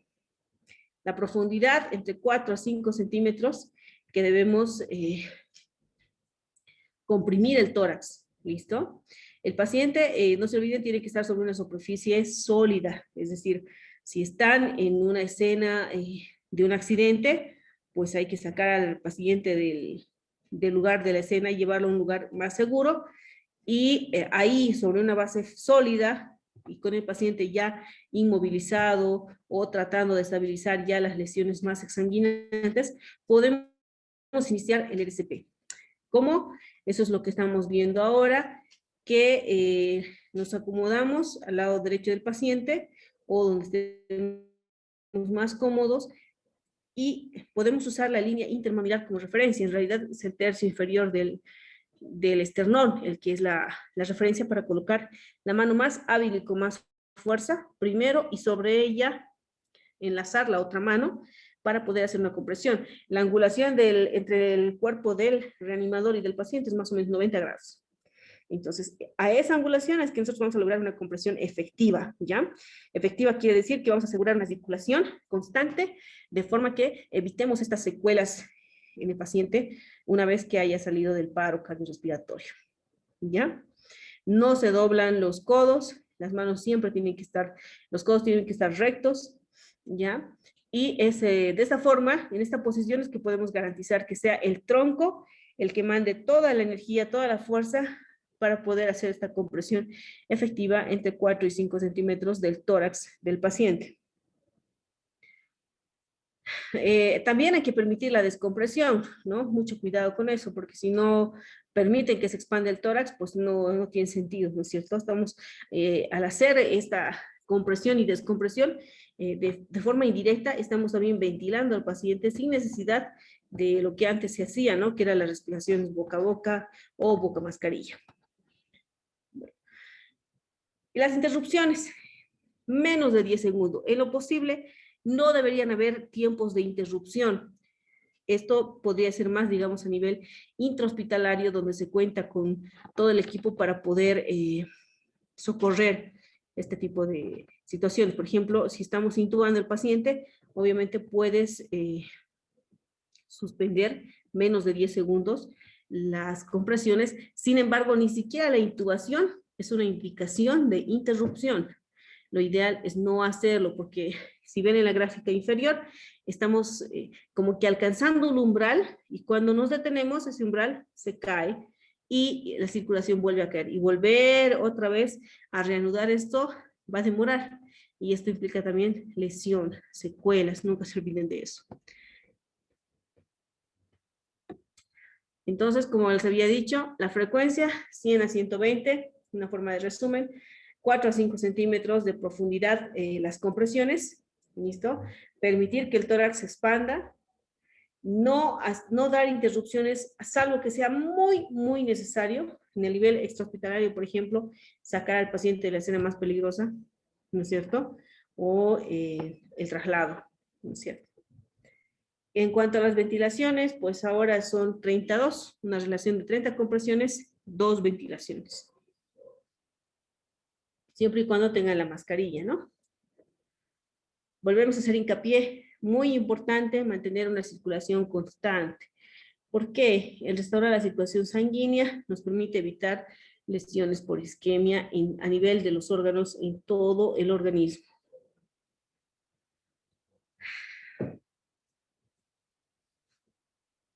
En general existen causas de paro cardiorrespiratorio. Antes se hablaba de las 5 H's y 5 T's. Actualmente todavía no está esto consolidado. Sin embargo, pues ya se toma en cuenta en cuanto a las T's, lo que es el trauma, porque se ha visto que es una de las causas más importantes de muerte en los pacientes jóvenes, ¿no es cierto? Y la hipovolemia, la hipoxemia, porque también son consecuencias de este tipo de accidentes, ¿ya? Otras causas de paro, acidosis, hipercalemia, hipotermia, hipoglicemia, en cuanto a las H's. Y en las T's vamos a ver casos de intoxicación, lo cual también podría estar, ¿no es cierto? Un paciente que esté probablemente bajo los efectos del alcohol, no sabemos si ha consumido algo más, está en un accidente no tan fuerte, pero ha subido una parada cardíaca, entonces hay que pensar todas las posibilidades. El taponamiento cardíaco, neumotórax a tensión, eso sí, también es parte del trauma del paciente con trauma. No se olviden que las fracturas costales pueden producir un neumotórax a tensión, ¿no es cierto? Cuando se llena de aire en el espacio pleural y comprime el tejido pulmonar. Trombosis coronaria o el trombolismo pulmonar, ¿listo? Entonces esas serían las posibles causas de paro. Ahora ya considerando el trauma y la hipovolemia como factores que están más frecuentes actualmente.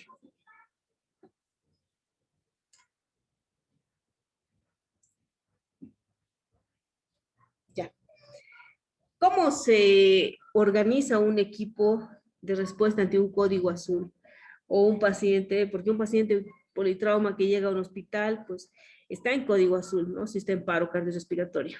Entonces, todo esto es un equipo multidisciplinario. Quizá en el extrahospitalario, muy difícil vamos a poder organizarnos de esta forma porque a veces va a ser solo uno o dos los que estén socorriendo al accidentado, ¿no es cierto?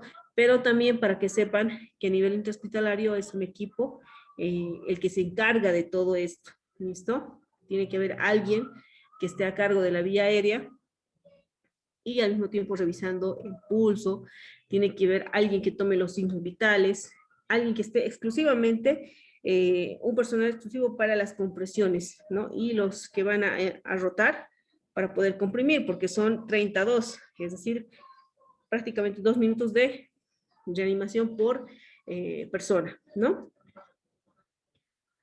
Alguien que va a estar a cargo del DEA o desfibrilador, alguien que va a suministrar la medicación, en este caso la enfermera, ¿ya?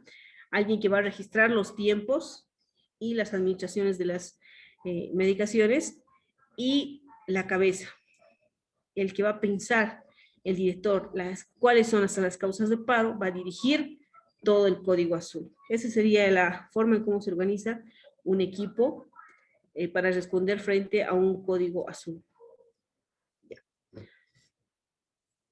A nivel intrahospitalario ya hablamos de una RCP avanzada. No olvidemos que el paciente politraumatizado, aquí en la imagen inferior les he puesto uno ya que ya tiene una resolución quirúrgica, ¿no? Un paciente politraumatizado que probablemente ha llegado en muy malas condiciones, si podemos observar, tiene múltiples drenajes a nivel del tórax, ¿no es cierto? Tiene múltiples fracturas, las cuales ya están resueltas con fijadores externos. Pero ¿cómo llega un paciente muchas veces a un centro hospitalario? No siempre de tercer nivel, puede llegar a uno de segundo nivel, incluso uno de primer nivel, ¿no? Cuando la gente, como les digo, en la comunidad, los primeros en socorrer muchas veces son los comunarios que van a llevar a un centro y les va a llegar el paciente politraumatizado con heridas exsanguinantes, además con un Glasgow que esté menor a 8. Entonces, muy importante qué conducta van a tomar en ese momento. No pueden tener un paciente con un Glasgow menor a 8 y decir, bueno, sí, hay que enviarlo a tercer nivel. No, ustedes tienen que tomar la conducta de garantizar una vía aérea permeable, ¿no es cierto? Considerar que en un paciente politrauma no podemos hacer esto que se ve en las imágenes, por ejemplo, de extender el cuello. ¿Por qué? Porque es un paciente víctima de un accidente de tránsito, probablemente tenga lesiones a nivel de la columna cervical, y al nosotros hacer estos movimientos de extensión o flexión, podemos introducir tejido óseo dentro de la médula, ¿no es cierto? Y esto puede producir todavía secuelas terribles o incluso llevar a la muerte. Un paciente politrauma en realidad llega a veces con trauma facial severo, requiere una vía aérea segura. Entonces, a nivel extrahospitalario también, no se olviden, muy importante asegurar una vía aérea en este tipo de pacientes, le puede salvar la vida y también dejarlos sin secuelas, que es lo más importante, ¿ya? El día de ayer ya se les explicó cómo se hace la intubación orotraqueal, ya en la práctica igual lo vamos a poder revisar, ¿no es cierto? Sin embargo, ¿qué podemos considerar en el paciente con trauma? ¿Qué podemos hacer y qué no podemos hacer? Lo que no podemos hacer es lo que les había dicho. Hiperextender la cabeza, porque esto podría lesionar más todavía la médula espinal, porque un paciente politraumatizado se asume que puede tener lesiones a nivel de tejido óseo o blando, como traumas faciales. En general es la sospecha que tenemos que tener, ¿no es cierto? Pero ¿qué podemos hacer? Podemos traccionar el mentón para poder abrir la vía aérea, ¿ya? Si tenemos, y lo van a lograr, van a tener la habilidad de poder hacer la intubación endotraqueal, pues lo hacen, ¿ya? Y si no, bueno, tratemos, hay otros dispositivos que ya les han mencionado igual el día de ayer, que se pueden utilizar para estabilizar la vía aérea, pero el movimiento que podemos hacer en un paciente para estabilizarlo, o ponerle un ambú, por ejemplo, una mascarilla, es darle oxígeno, es la tracción de la mandíbula. Si fuera muy, muy necesario y tienen la capacidad de hacer la intubación, pues entonces pueden extender un poco. Siempre con el apoyo de un segundo o tercer colega que pueda apoyarles fijando la cabeza, ¿ya? Desde desde el lado opuesto a donde ustedes están para la colocación del tubo endotraqueal. Que eso también lo vamos a ver en la práctica, cómo se realiza, ¿no es cierto? Siempre hay formas para poder lograr el objetivo. El objetivo es salvar al paciente.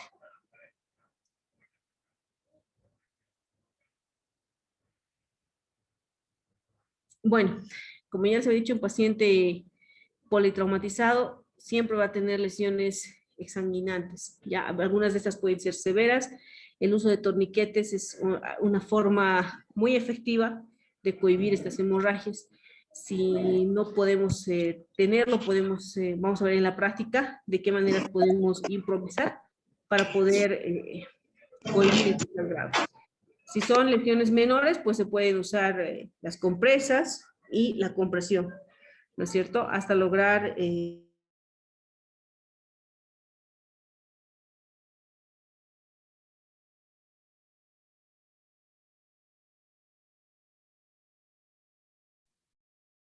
Se apagó tu micrófono. Perdón, se ha desactivado mi audio. ¿Desde dónde no me han escuchado? Creo que esta diapositiva. ¿Hola? Desde esta diapositiva, creo, Maribel. Ah, ya, perdón, mil disculpas, no sé, creo que indirectamente he presionado el botón equivocado. Bueno, entonces, como les iba diciendo, muy importante en el paciente que es politraumatizado, siempre, siempre no se olviden, es cohibir el sangrado, ¿ya? Podemos hacer uso de los torniquetes, si tenemos en nuestra ambulancia, y si no contamos con eso, pues la compresión manual salva vidas. Es exhausto, sin embargo, el fin justifica los medios, ¿no? Entonces, si queremos salvar al paciente, pues hagamos un buen trabajo. Las compresiones con gasas sobre la herida, si tenemos un manguito del tensiómetro, podemos usarlo. También es muy efectivo para poder cohibir el sangrado, ¿no? Porque evita la compresión, al inflar el baloncito, pues podemos lograr una compresión tal que se va a obstruir la salida de sangre a través de las arterias que estén lesionadas, ¿listo? Entonces, muy importante eso.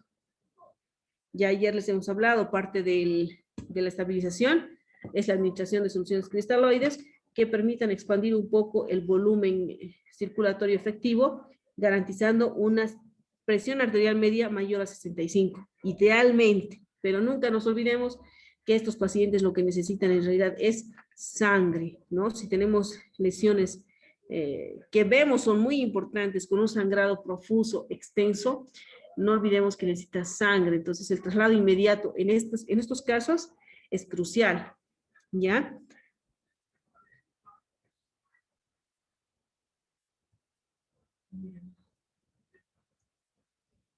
Ya. Ahora, si estamos frente a un paciente con politraumatizado, quizá que tenga una amputación traumática, ¿cuáles podemos pensar que son las causas de paro en un paciente con trauma? Ya les había hablado que existen las 5H y 5T en general como causas de paro en un paciente que no conocemos, ¿no? Sin embargo, ahora ya no son 5, son 6. Les había mencionado que ahora se considera al trauma, a la hipovolemia, ¿no es cierto?, como factores fundamentales, principales que causan parada cardiorrespiratoria, y más en el contexto de un paciente traumatizado.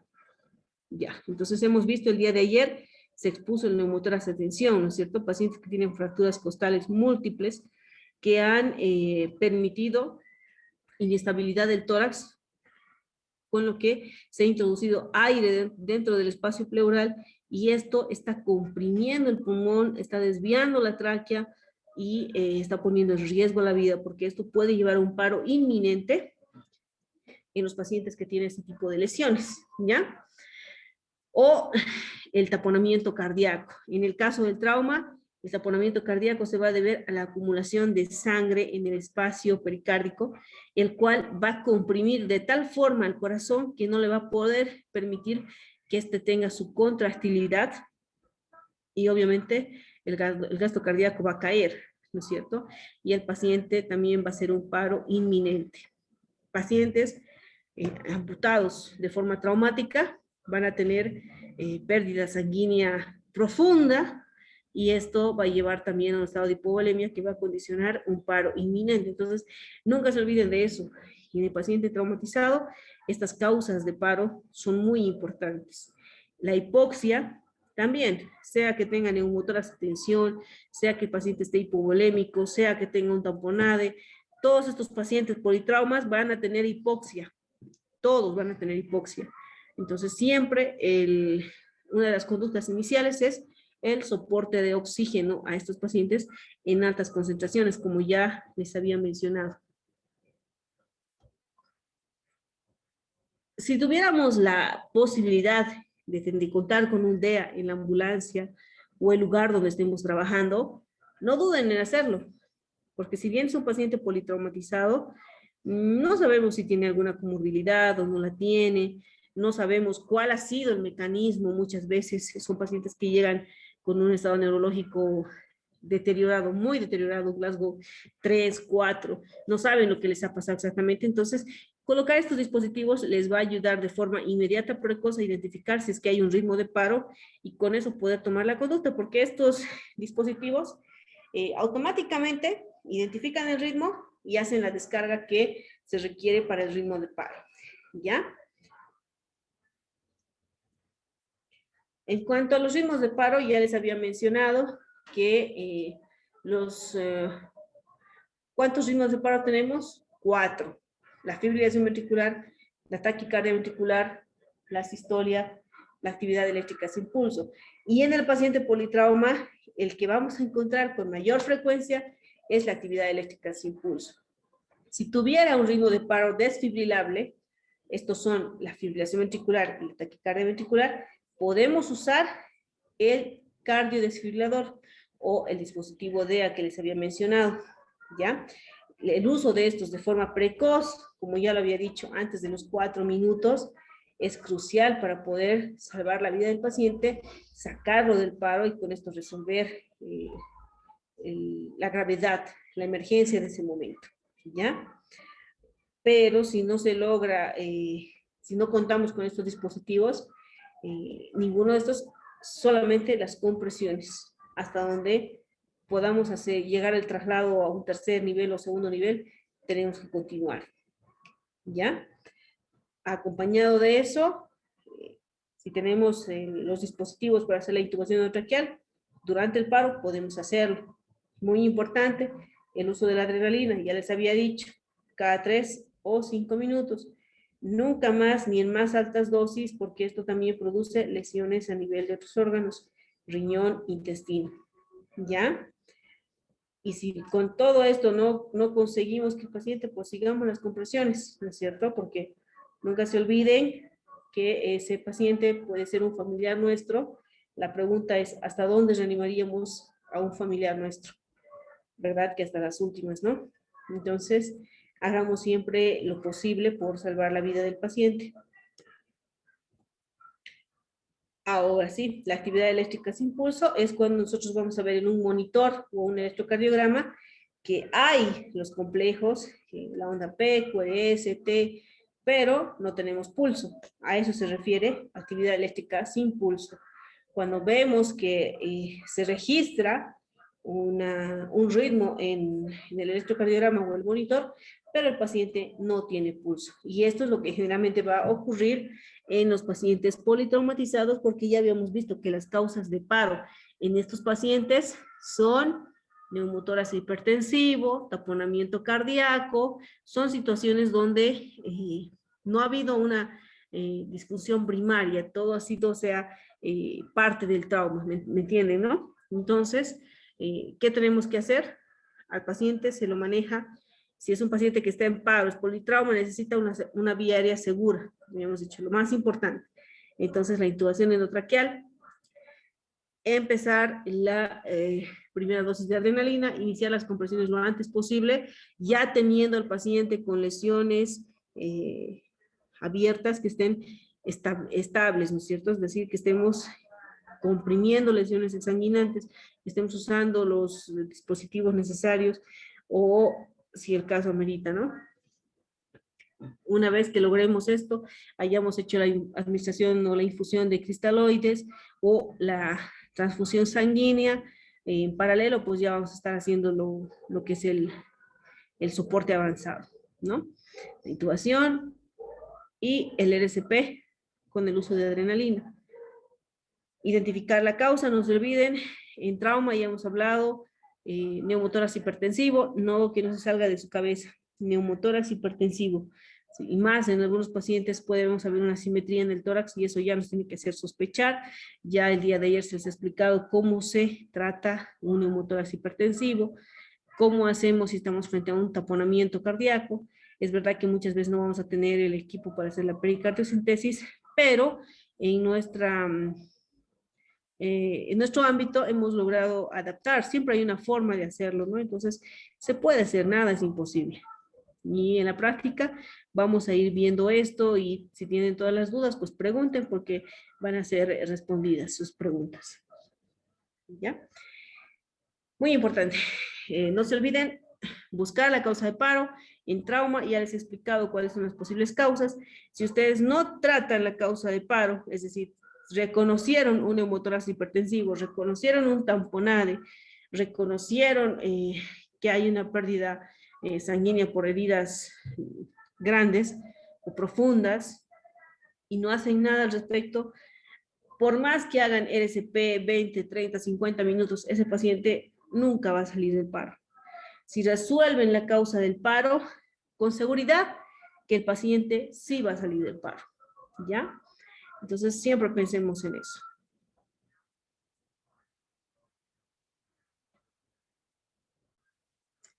Eso sería todo en cuanto a la reanimación cardiopulmonar. Espero haber podido responder algunas dudas que tal vez tenían, o si quieren preguntar, pues aquí estoy.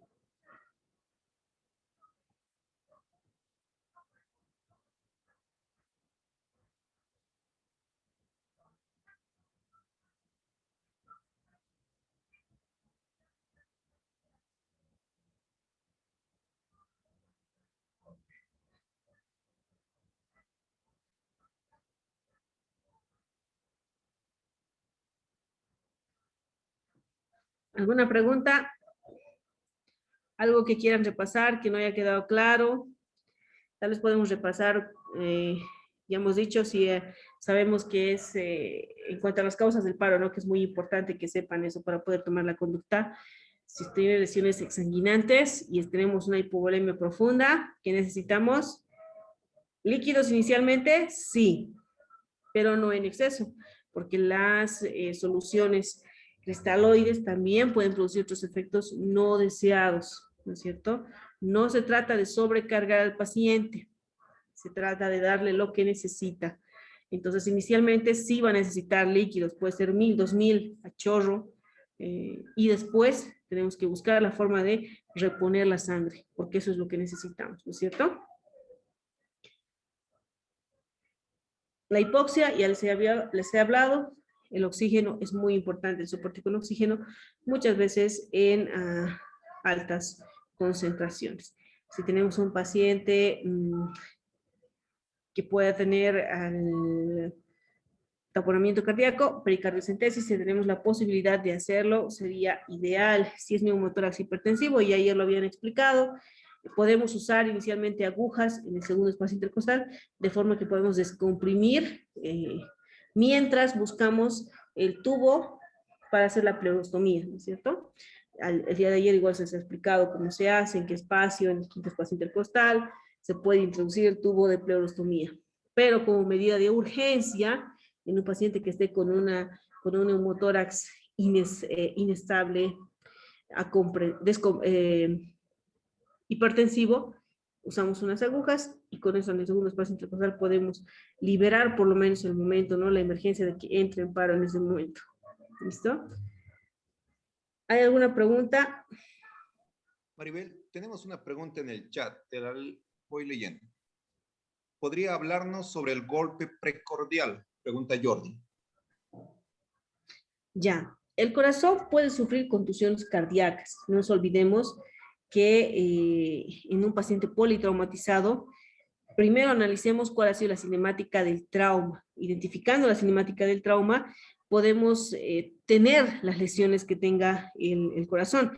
El corazón se puede llegar a tener, puede tener contusiones, puede llegar a tener sangrado, que se va a acumular en el espacio pericárdico como un derrame pericárdico severo, ¿no es cierto? Es severo porque es agudo y porque no da tiempo a que ese corazón se adapte a ese cambio, ¿entienden? Y la contusión cardíaca puede llevar a una alteración en la contractilidad y esto puede determinar una falla cardíaca con una pérdida del gasto cardíaco y terminar en paro cardiorrespiratorio. Bien, para complementar lo que les comentaba sobre el golpe precordial, por si acaso el golpe precordial está proscrito hace muchos años atrás que ya no se realiza. Supuestamente tendrían que realizar el golpe precordial en aquel paciente que ha presentado una parada cardíaca súbita delante suyo, pero está proscrito porque prácticamente no ha mostrado beneficio al momento de realizar este golpe precordial. Por lo tanto, ya no se recomienda, tampoco lo van a ver incluso mencionado en las guías de la AJA o de la Asociación del Corazón Europea, ya no menciona para nada el golpe precordial. En todo caso, actualmente lo que se hace en centros complejos es tenemos que hacer una toracotomía para hacer un masaje cardíaco directo, ¿no? Si tenemos este tipo de paro con un paciente que está con un tamponade, una toracotomía de emergencia, si es que no tenemos la capacidad de hacer la pericardiocentesis, y con esto las compresiones directas sobre el corazón, que es lo que sí está indicado, ¿no?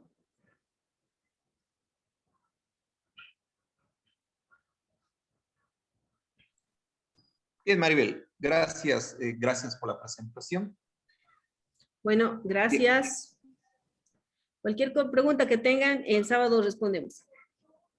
Bueno, bien, Maribel. También, gracias. Está bien, igual la doctora Maribel nos va a acompañar hasta finalizar la sesión. Si hay alguna pregunta, igual al finalizarla, la va a ir respondiendo.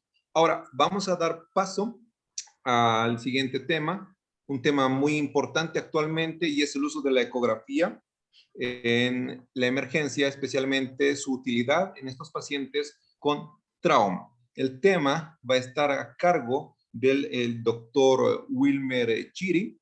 el cual ha cursado diplomados en emergencias médicas, ecografía general y ecodoppler, tiene diplomados en educación superior, atención integral médica del paciente crítico, también ha cursado diplomados en ultrasonografía de tórax y ultrasonido en áreas críticas y emergentes. Actualmente él es médico de guardia del servicio de terapia intensiva de la Caja Nacional Regional PAN. Doctor Chiri, esperamos que pueda compartir pantalla y dar a continuación su tema.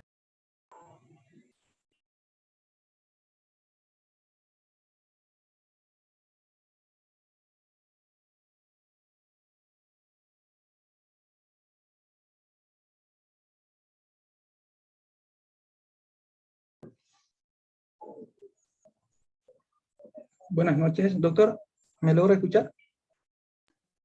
Escuchamos, Wilmer. Muy bien.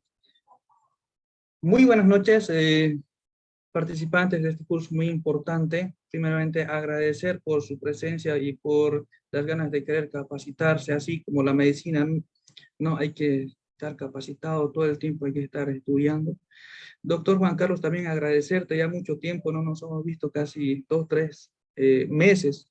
Estábamos haciendo cursos en Cochabamba, cursos, talleres con el doctor Juan Carlos, ya sea en área de emergencia, terapia intensiva. Y pues, ¿por qué no traer en esta oportunidad médicos especialistas de la ciudad de Cochabamba, muy reconocidos, jefes de servicios, para aquí, para podernos también seguir capacitándonos? Bueno, mi persona ya, un momento, ¿cómo borro esto?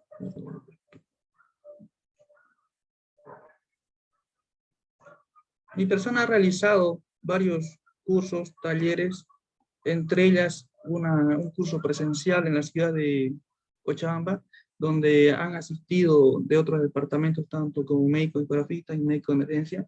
El curso ha sido presencial en el Hospital Benigno Sánchez.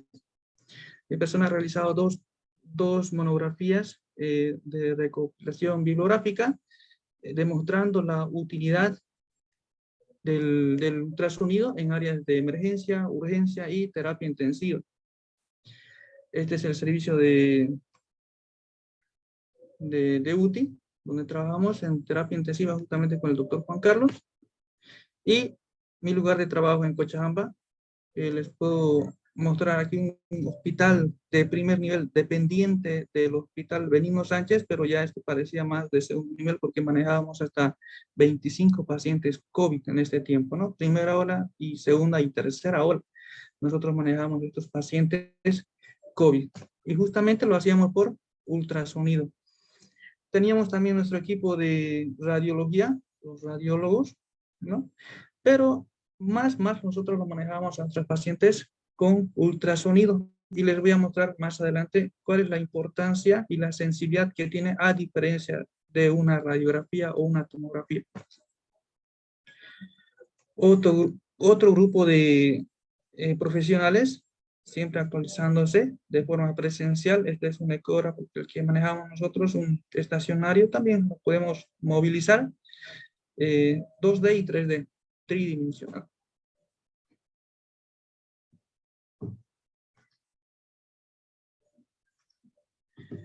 Este es nuestro servicio de internación. Nosotros lo manejamos a nuestros pacientes con presión positiva al final de la expiración con el 20-med, nuestros pacientes críticos con estadios 2, estadios 2A, 2B, incluso hasta llegar a 3, con un índice de 3, de 4, ya alto riesgo de intubación. Nuestros pacientes salían con nuestro 20-med y siempre no retardar la intubación. Lo importante es no retardar. ¿Y qué hacíamos nosotros? Hacerle una ecografía para ver el puntaje o score pulmonar de acuerdo al protocolo Blue.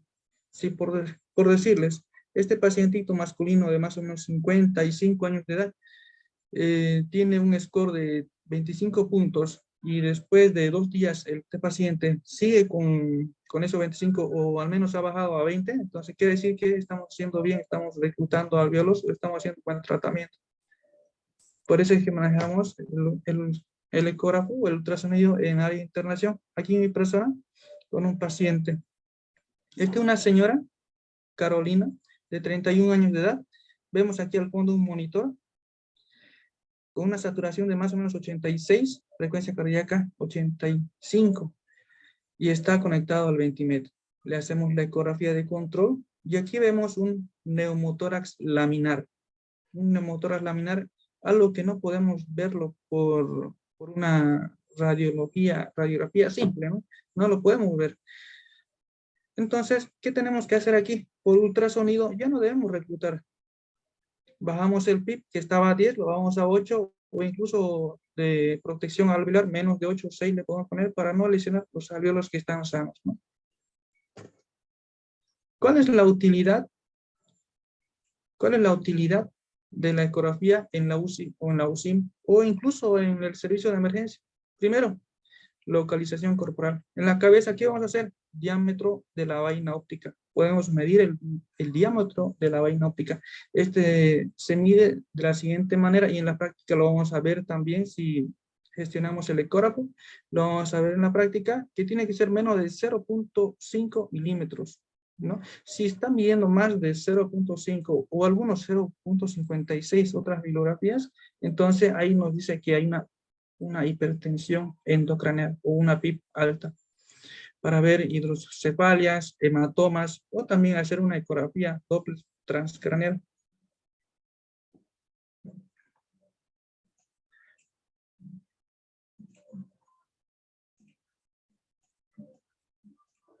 Ya. En el cuello podemos ver el estado de la vía aérea. Una vez que nosotros intubamos al paciente, podemos ver si